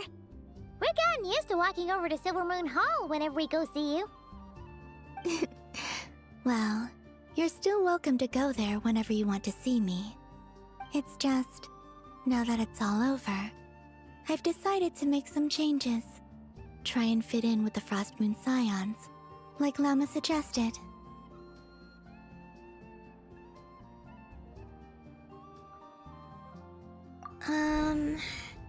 The older generation are still timid around me. They don't dare get too close, and they bow their heads when I walk by. But things are much better with the children. I see more curiosity in their eyes. Hopefully, by the time the next Moon Prayer Night comes around, I can enjoy the festival with them as myself, without having to pretend that I'm only dressed up as the Moon Goddess. You'll do fine, Columbina. Paimon's sure they'll realize you're super nice once they get to know you better.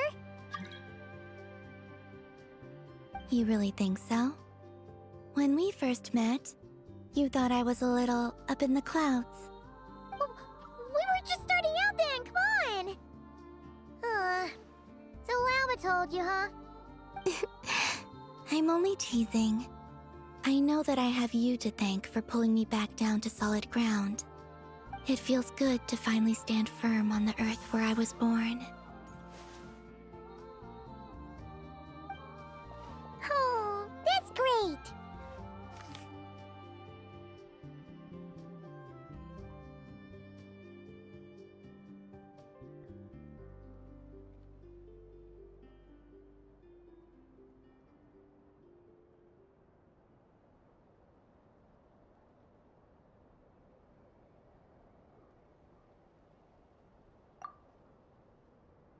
Thank you.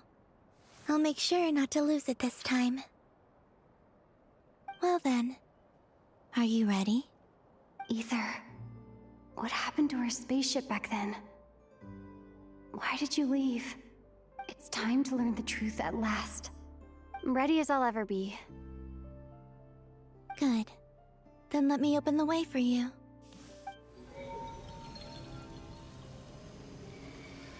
Where does this lead? To our shared destination. Huh? Do you remember me telling you about my missing prologue back when we just met? I said that my story began on the moon. But while I was inside the moon's reflection, I realized that my prologue was really hidden in the future. I just had yet to discover it at that point. The story of the time before I was born was in fact the story of my distant future. It's truly fascinating. But when I obtained the Trilunar Authority and returned to our present reality, I sensed something I hadn't expected. Your prologue. So you mean... Yes, your spaceship.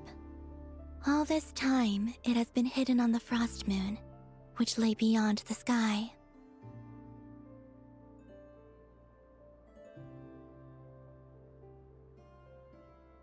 The great ruler of the firmament.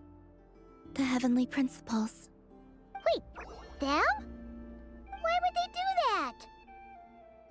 I don't know. Perhaps your ship contains something that is incompatible with Teyvat. Or something that cannot be known. Oh, did I pick a bad time to say this? I know it must have been hard to work up the courage to do this. Maybe I should have waited until you were on the moon, with no chance to back out. That would have been kind of mean, you know.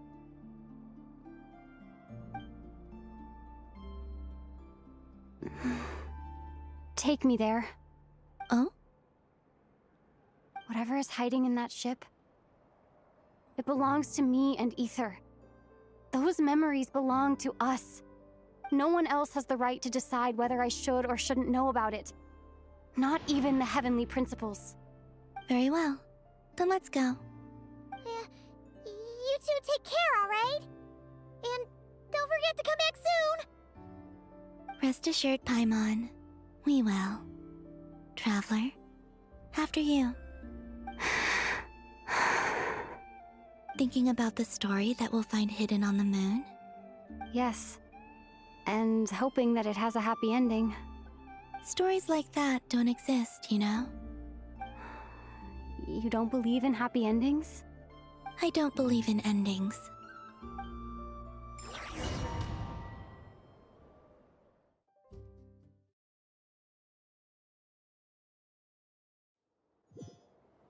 Where am I? This is the pathway I built between Teyvat and the Frost Moon. The moon is very far away from us, so it could be a long journey.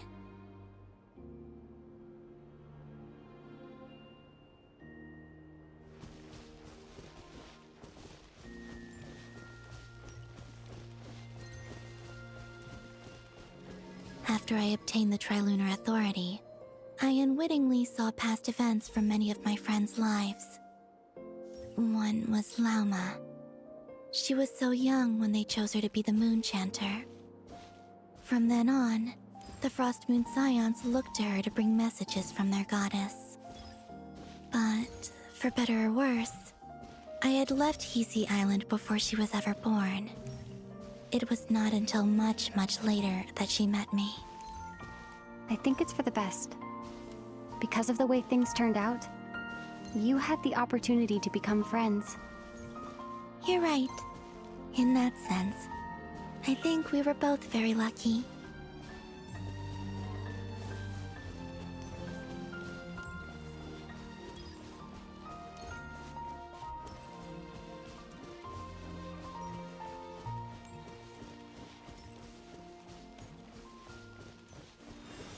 Oh, and about that mage, Nicole. I only recently learned that she has lived in Teyvat since the time of the Three Moon Sisters. The Moon Goddesses always had a good relationship with the angels. I suppose our friendship continues that tradition.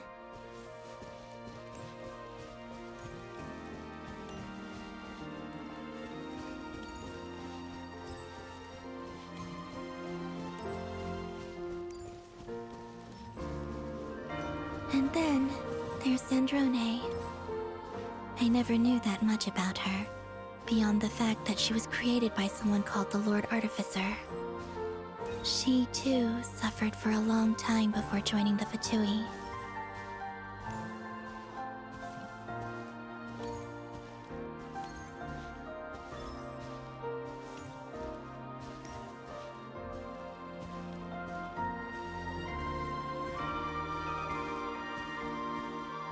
How I wish I could talk to her again, even if only to hear her say nasty things to me.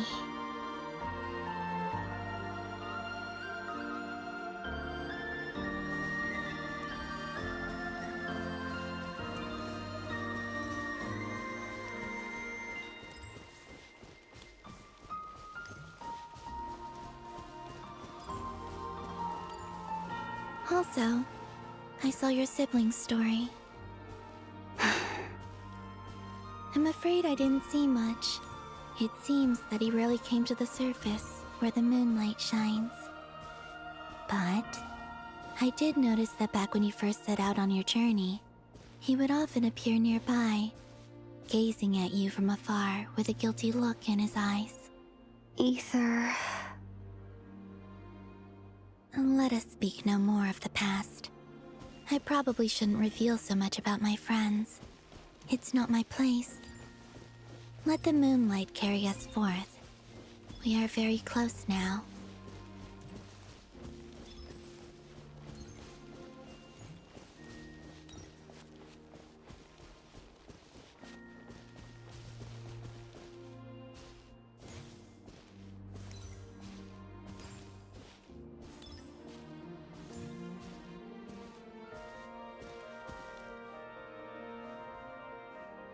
After this, I'd like to bring some Kuhenki to the moon as well. If they're willing, of course. What about your other friends? Will you bring them to visit too? Certainly. But I'll need to tidy the place up first. This home hasn't received any guests in a long, long time.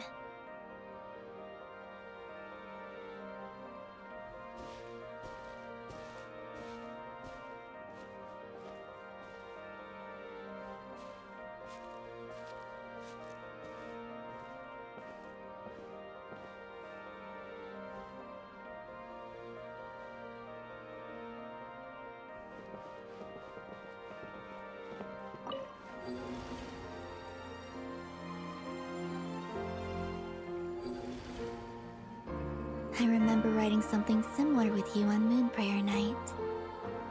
I believe it was called... Dodoko's Whirligig. Yes, that was it. You asked me if I was afraid to return to the moon, and I said that I was. The idea that I had gained something precious, only to lose it so quickly. That frightened me. But I'm not afraid anymore. Besides, this time, we're traveling together.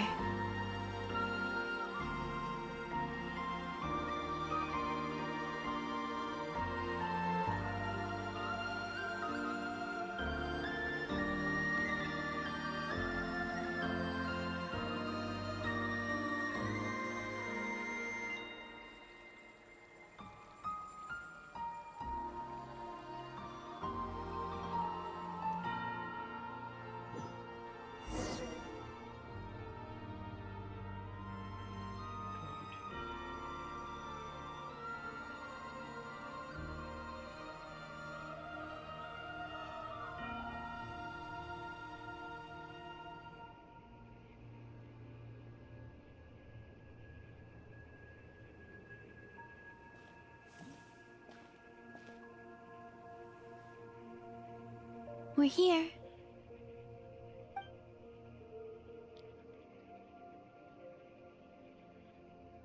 Over there.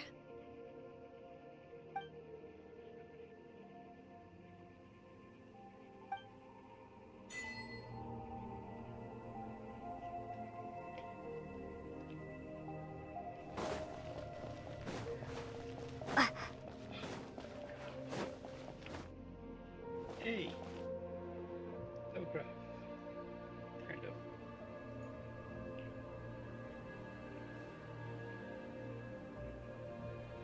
Our spaceship. It's huge. I suppose that the moon is the only place one could hide it.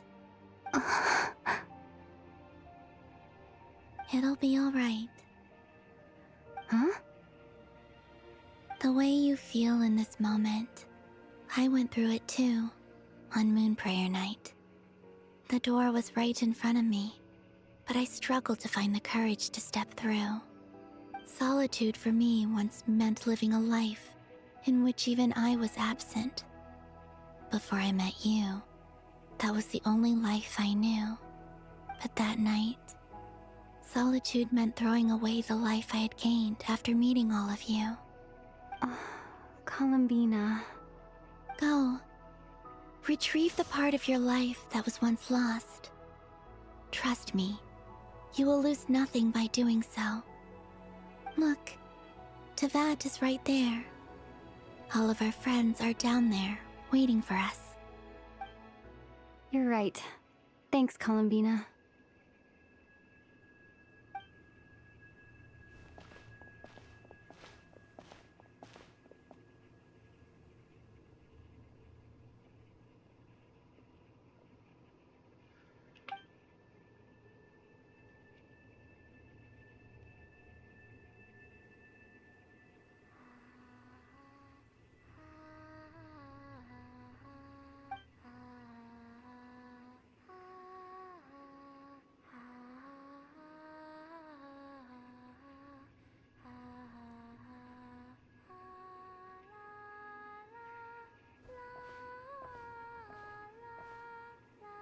You're not going to show us?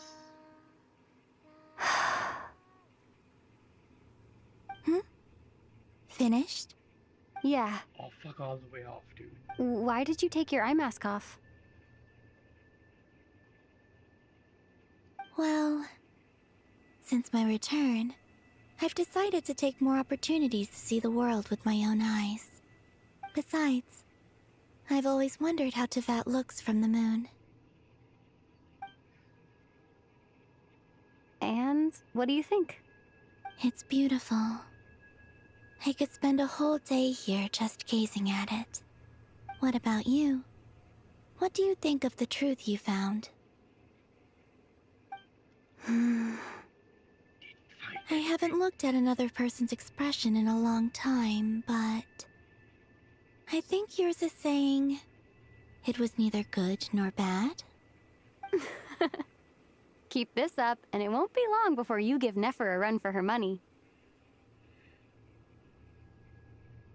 Oh, I don't think that's going to happen. I'm much more used to sensing what's going on around me with Kuvaki. I think I'll save my eyes for seeing special moments I really want to remember. I read the spaceship's flight logs. I always assumed that this was my first time in Teyvat. I thought that Ether and I must have been hibernating in space for centuries on end. But the logs show that our spaceship flew over the skies of Teyvat once before. A long, long time ago. Flew over? So you didn't land? No. The ship barely came to a stop before flying on again. After that, it continued traveling through space for a long time. Some of the data is corrupted, but I suspect that it kept flying for thousands of years. It was only after that that the ship made a forced landing in Nodcry. When Ether found me, he came from outside the ship. Could this mean that he left the ship long before I did? Maybe even during our first pass over Teyvat? Are you alright? Yes. I can feel that the truth is coming together, one small piece at a time. I remember Ether telling me that when he first arrived in Conria, he could not recall the past. So this might be something that even he doesn't know. Here, I made some space for you. Your mind must be racing, and this seems like the perfect place to relax and clear your head. Oh, wait, there's one more thing. What is it? Wait here a moment.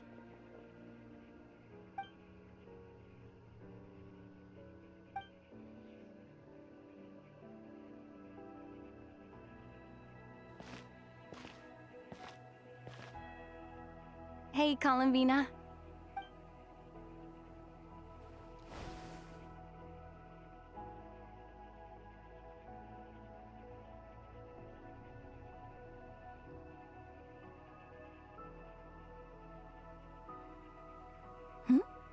Is that a new outfit?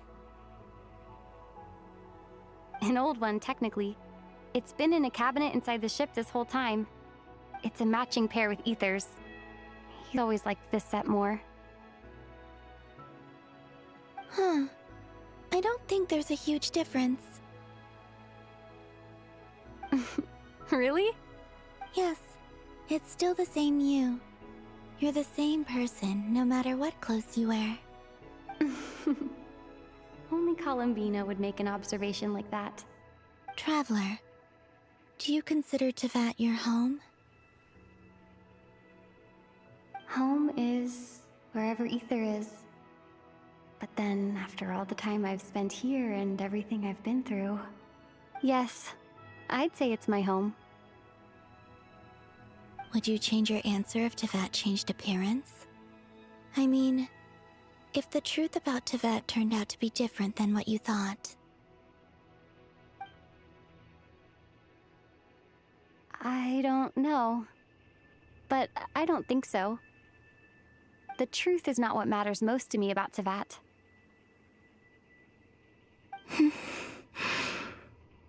When I was first born, I longed for a home. And when you get something before you're mature enough to understand the world, you just take it at face value. I thought that a home was a transaction. You give me what I want, and I'll do the same for you. But you and your friends taught me what a true home should look like. You never asked for anything, yet you gave so generously to me. That's because your friendship matters to us. It was worth it. In the past, I thought that my birth in Notcry must have been a mistake. But after journeying to the distant past where the story began, I realized that it was I who chose Notcry to be my future home. Now, I am glad that I made that choice. I'm sure your friends are just as glad. In fact, I intend to make the same choice today as I did back then. What do you mean? Well, I've given the Eternal Moon's Marrow to Lauma, and the Iridescent Moon's Marrow to Arlecchino. And now, I shall return my Kuvagi to Notcry again, that it may continue to protect my chosen home. Wait, but what about your body? Oh, are you worried that I'll disappear again? I won't. Not this time. The Frost Moon has now entered the false sky, and I am the Trilune Goddess. I am only returning to Notcry the part of me that it needs. I am giving what I can, because my home is worth it. Oh, and I have something for you, too. For me? Yes. Come closer.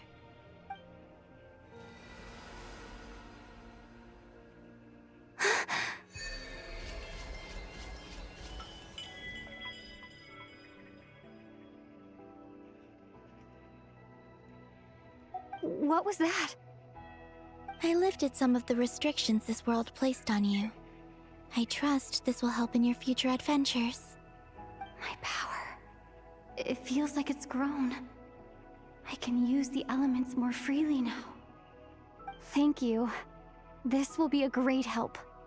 You're welcome. I see you as family, and after everything you've done for me, In fact, no. It's not because I owe you. It's because you're worth it. Here, this flower is for you.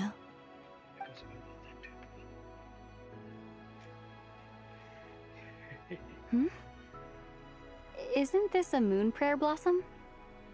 Yes. Don't worry. You will never see these flowers lose their color again. I'm finally discovering the joy of giving. How I wish I'd learned this sooner. Hey, better late than never. What are you thinking about now? Why don't you take a guess? You get one shot. I don't think I'll get it in one guess, but I'm sure it's a happy thought. That's kind of a sneaky answer. I can't say you got it wrong. Down in Teyvat, the moon seems so far away. I felt it might always lie beyond my reach. But on the moon, everything feels so close by. Just a second. Well, what's the latency? Yep. Hold on. Good.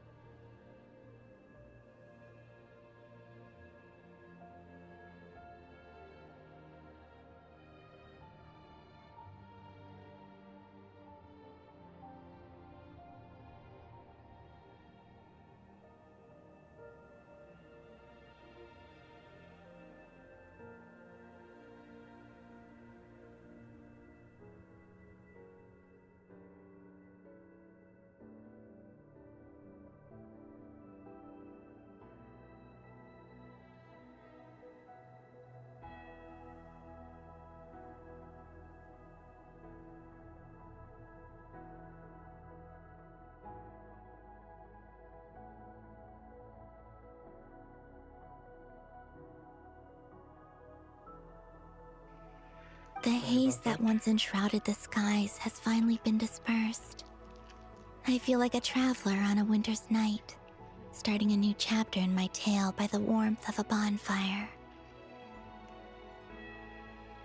I don't have a lot of luggage, but I do have a lot of hope for the future. Well, what's next? Next? To start with, I want to stay here just a little longer. After that, let's return home and continue our journey.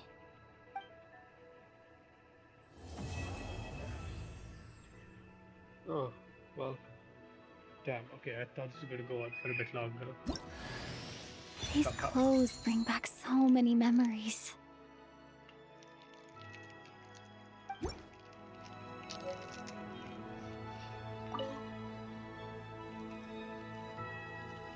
The journey goes on, for you and for me. Like I said, this is not the end. I don't believe there has to be an ending. Oh, is that your next destination? Most people would probably tell you to pack some warm clothes.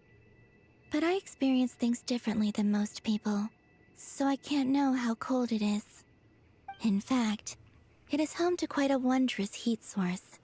I think they call it Kreshnik's torch. Every city in Snezhnaya is built around one of those. I sensed the energy it gave off as I was passing by on a railway train. It felt grand and distant. I also recommend the Korolievsky troupe in Snezhnograd. They give performances quite regularly, and entry was free for harbingers. I liked them a lot. Ice cold and sharp. Crystal clear in some ways, yet profoundly unfathomable in others. Like the thick layer of ice on top of a frozen lake. That's just the impression that Tsaritsa gives me. I was never able to glimpse what truly lies beneath that icy exterior. In fact, I don't think the people of Snezhnaya even know what kind of power their god wields. Maybe that's because the Tsaritsa herself has never acknowledged, nor accepted that power. There's Regrator, the Rooster, and the Jester.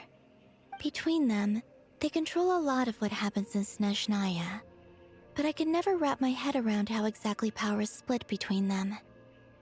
I just know they are each responsible for many specific domains. I noticed that the Rooster and Regrator often appear to get along on the surface, while working against each other in secret. And theirs is not a friendly rivalry. But I wasn't particularly interested, so I tended to keep my distance. Now that I think about it, the term Mistelton often seemed to come up in connection with Project Stuja. Once things settle down in Notcry, I'd like to explore the world beyond Snezhnaya. You've told me so many stories about the other places you've been to, and all the friends you've made there. I'm curious to visit those nations and see them for myself. It would also help me learn more about the journey that has made you into the person you are today. Okay. As you continue on your journey, don't forget to gaze up at the moon once in a while. It is, after all, no longer an illusion. It shall cast down its true moonlight, connecting us in truth.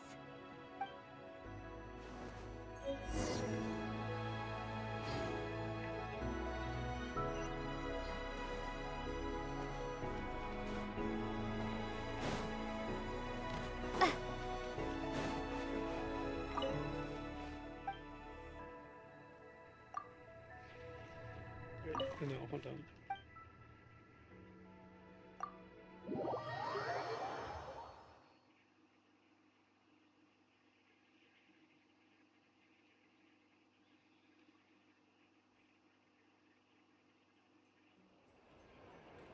To Jean, acting Grand Master of the Knights of Favonius.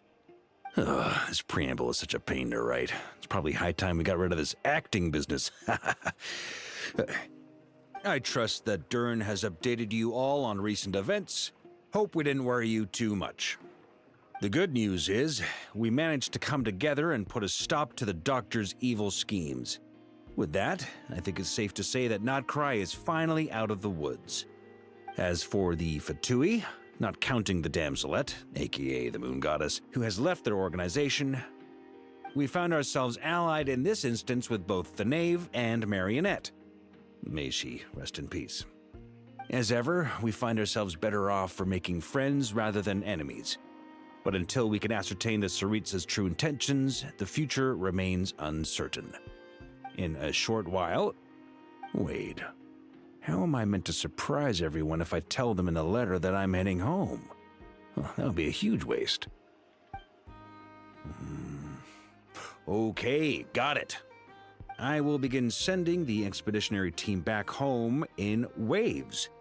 I'm sure they'll be able to answer any questions you still have. I hope they won't gloss over the details of my many heroic deeds. But if they do, I'm sure it'll be because they're just too exhausted from the long journey. I think of Mondstadt daily. Please give everyone my best regards. P.S. The honorary knight went above and beyond this time. Are there any other honors we can give her? I'll leave it with you. P.P.S. Please be extra nice to Klee for the foreseeable future. I cashed in on the last favor that the Hexen Circle owed us, so we need to earn some more goodwill. If there's any serious problems, feel free to stick me in solitary confinement when I get back. I'll do the time for her. Whew. And that, as they say, is all she wrote. End of an era. And with the moon shining down brighter than ever, I think everyone is going to sleep well tonight.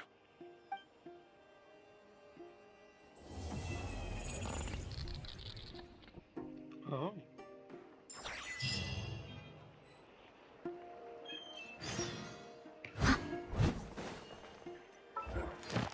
Who do we have here?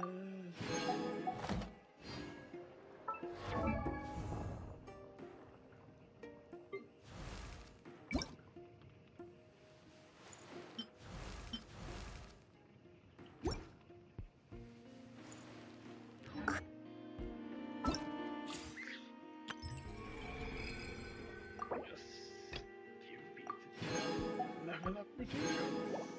Good job. Still not enough.